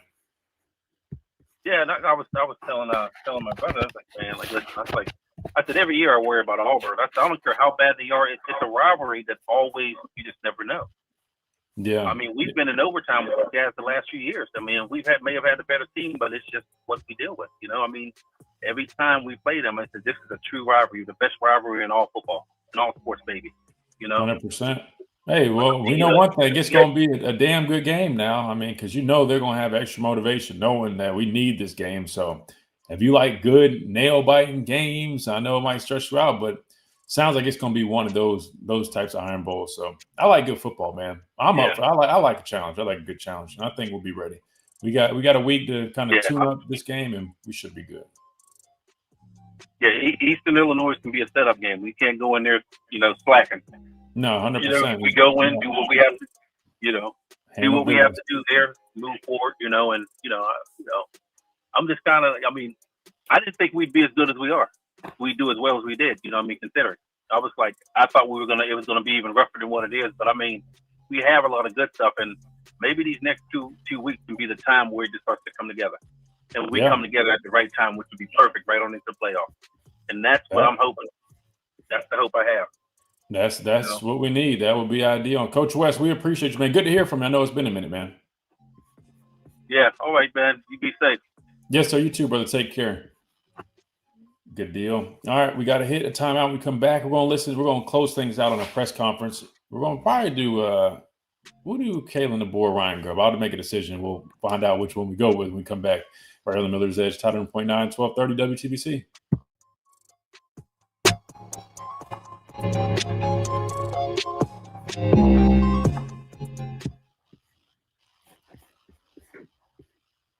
All right, let's see. Last thing I was going to touch on this. So if you go back, this is what I was talking about. This guy comes in late. This is that pick six, by the way. So you see they're loading to the right here to the field, their defensive right. So this is what I noticed. This is why I think Formby plays it how he plays it. Watch the communication here, or lack of. So they've already made their call. See what I'm saying? There's no more communication. We see this guy. Do you see anybody communicating? Nobody's communicating anything.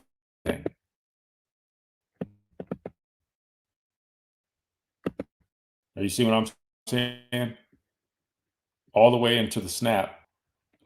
Hold on. It's adding weird. What I'm getting at is there's no more communication after they do make their call, their protection call. So, in my opinion, what I think happens here is they already decided they're going to slide here, right? Because obviously you got a 3-on-2 look. These guys are out real wide. But what ends up happening is Oklahoma, and that's why I'm tipping my hat to Oklahoma. They get what they want. That's what they want. This guy comes in late for a reason because they want you to do that, knowing these guys are dropping. These 2 guys are dropping.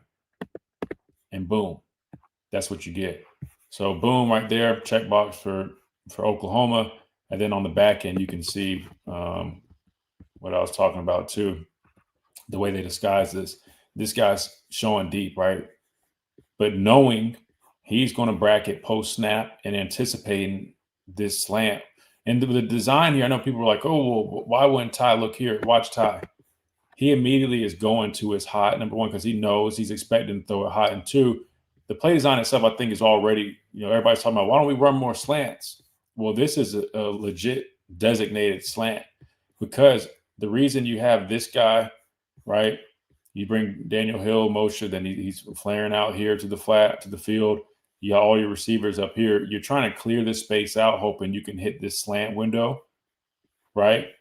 For Horton. And the reason I know that is because, number one, all the influence on this side to the field. And number 2, Ty, he immediately turns his shoulders. He's immediately Hold on. My mic.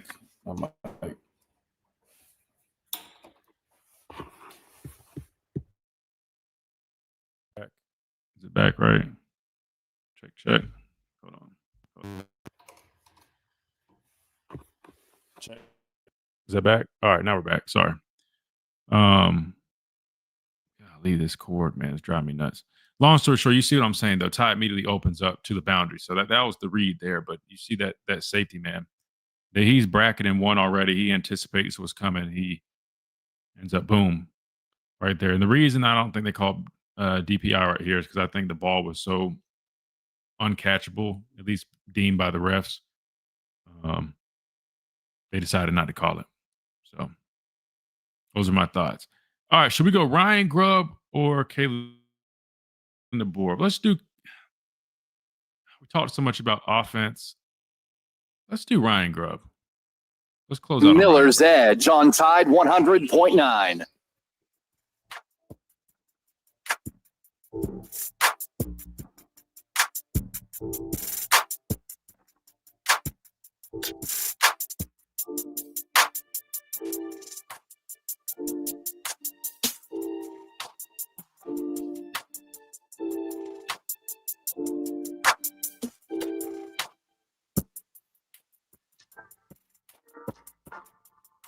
And welcome back into this Monday edition of Miller's Edge, Tide 100.9, 1230 WTBC, presented by the Good Feet Store, America's Arch Sport Experts. We're going to hear from Ryan Grubb. I'm just curious. We've been talking a lot about the offense. Obviously, they were probably the most disappointing part of Saturday. So, well, outside of special teams, let's hear from Ryan Grubb at the podium today. Yeah, Coach, what's your message to Ty Simpson about the fumbles? Maybe how to kind of avoid those moving forward? Yeah, same as normal. A couple of them that came up there is obviously, for Ty, take care of the ball in the back end of the pocket, two-handed monster. And, the message all week that Ty, knows and is frustrated about is got to get the ball out of his hand. And then understanding when your back gets chewed up, what's going on with the route concept and where to put the ball. And Ty knows that. He's beat himself up more than anybody. Go right in front here, Nick. Yeah, what are the coaching points to running backs about pass pro after just what they put on tape in this game? Yep, there was 2 reps there. Jam is normally a really dependable guy, and it doesn't come down to anything but, balance and hand placement. And Jam just kind of got his weight out over his toes and leaned on one, and Daniel got his weight back and guy out leveraged him too quickly, and normally those guys are pretty down solid in that. So I think what we told the guys was making sure someone take someone like Candles. Sorry, quick commercial break real quick, and we're back. Enough positions during the week, or we get enough one-on-one reps with the your true one linebackers at pass rush, and if we're not doing enough of that for the guys, we got to supplement it, because when you look at something happen on film and it's not what your guys are capable of, it's more.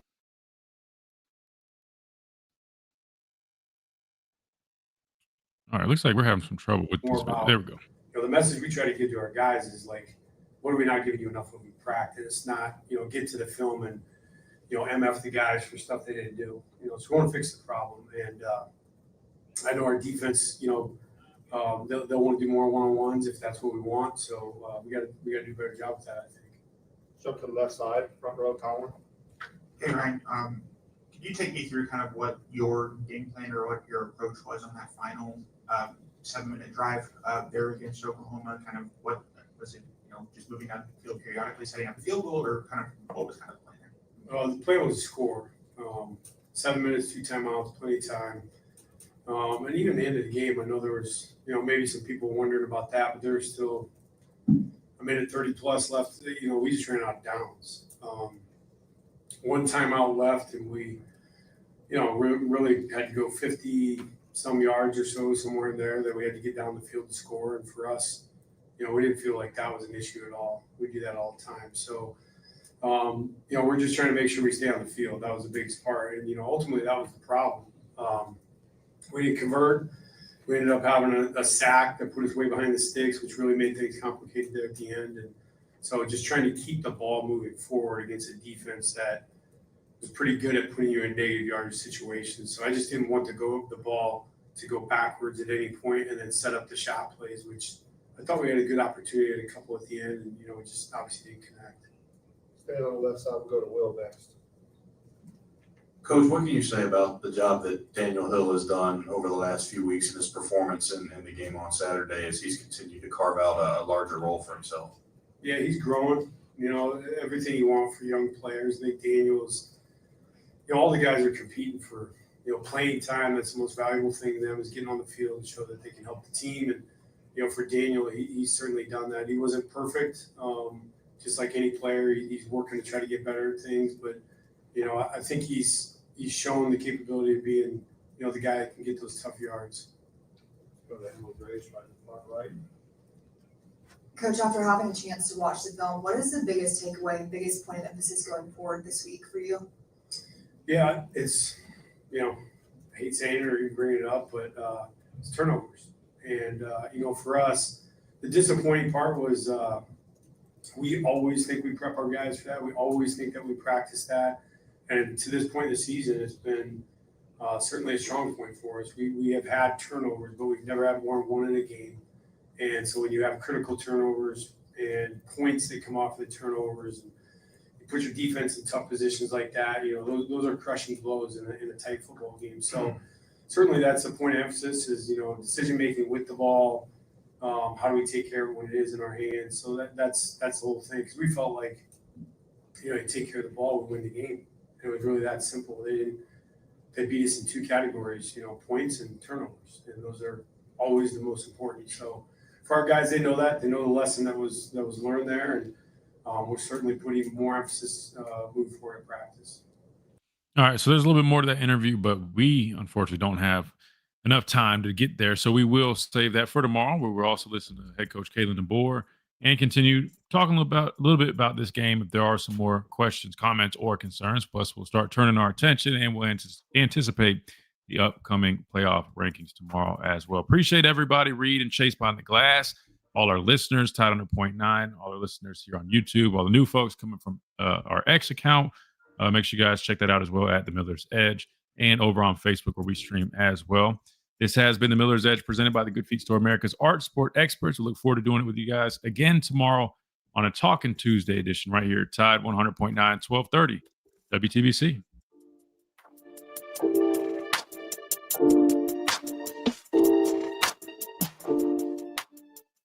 You've been listening to the Miller's Edge.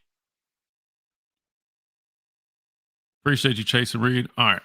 For you guys on the stream, I'm going to close down. Unless you guys had any last-minute questions real quick before I get out of here. I got a few minutes. If there's something you guys wanted to see on tape or there's something you guys had a question that I might have missed earlier, I don't have a problem staying for a couple minutes. But if not, go ahead and close shop. And if you haven't, man, just hit that like button on y'all's way out. If you haven't either, that always helps the channel. Let's see, going once. Twice. I'm gonna have to start running Hillmore. No excuses. We don't make the playoffs, get to at least semifinals. DeBoer probably. I wouldn't go that far, Chris. I mean, look, they just, they unfortunately have a couple weak spots that they're still trying to manage and figure out, and they got to find a way. But in today's college football, man, I don't what Coach DeBoer is doing right now is, he's doing a really good job. Defense has been playing really well. Just got to figure some stuff out offensively, get back in a rhythm. Oh, God, what are you about to say, Tia? Somebody close down. What are you about to say? Let me, Christian, why won't Ty run? He's not Manning or Brady. That's a good point, man. I definitely think that he has opportunities where he could just, take off and run. But I think sometimes, man, he's just trying to keep his eyes downfield too much, almost to the point where he misses some of those opportunities, those windows, just to go pick up 5, 6, 7, 8 yards, scramble, which I don't blame him. He's got arm talent. Normally his guys are good in scramble drill and they find a way to, just to get open. And he does end up finding them. But sometimes I think it just, instead of doing that and holding the ball too long, man, just go get up those guaranteed, I don't know, 5, 6, 7 yards,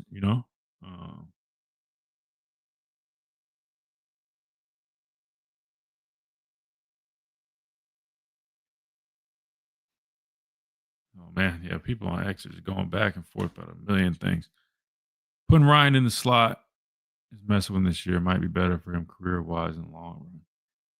Yeah, I mean, I'm sure it's definitely a learning curve for him, a little bit of an adjustment, but, I mean, you just expect him. He's such a good playmaker. You just expect him to be able to handle it. Maybe it's something that's a little bit more of a challenge for him than most people are expecting, but I definitely think that does that play a role with some stuff that we see? I'm sure, but the drops and stuff like that, I mean, like that's more attention to detail, seeing the ball through, seeing it all the way in.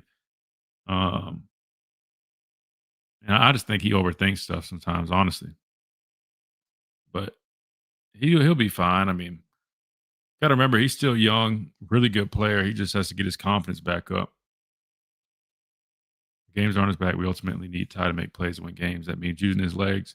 You get critical first down sometimes, but yeah, he makes bad throws on key downs. Yeah, like I said, sometimes instead of trying to just wait just to get that throw that you're waiting to get open, I mean, just if you got a lane, take it.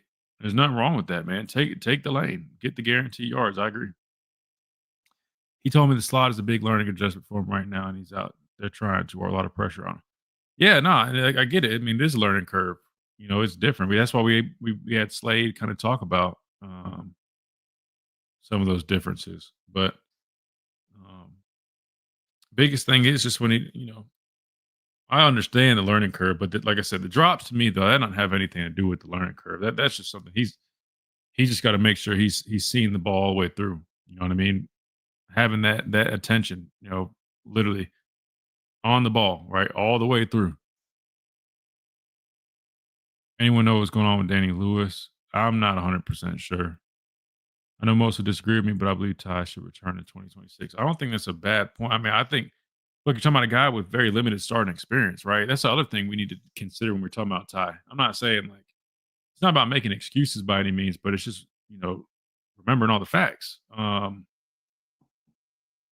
Ty's an older player, but he's got very limited experience. I mean, I don't think it would hurt at all to come back, but I personally believe, I mean, if he's got a first round grade, I think in today's day and age, man, you take it, especially at quarterback. Like a quarterback like him might have limited experience, but he could end up getting drafted to a team where maybe he's not expected right away. I think that'd be a better situation for him. But if he's got a first round draft grade, I probably would just tell him go ahead and take that.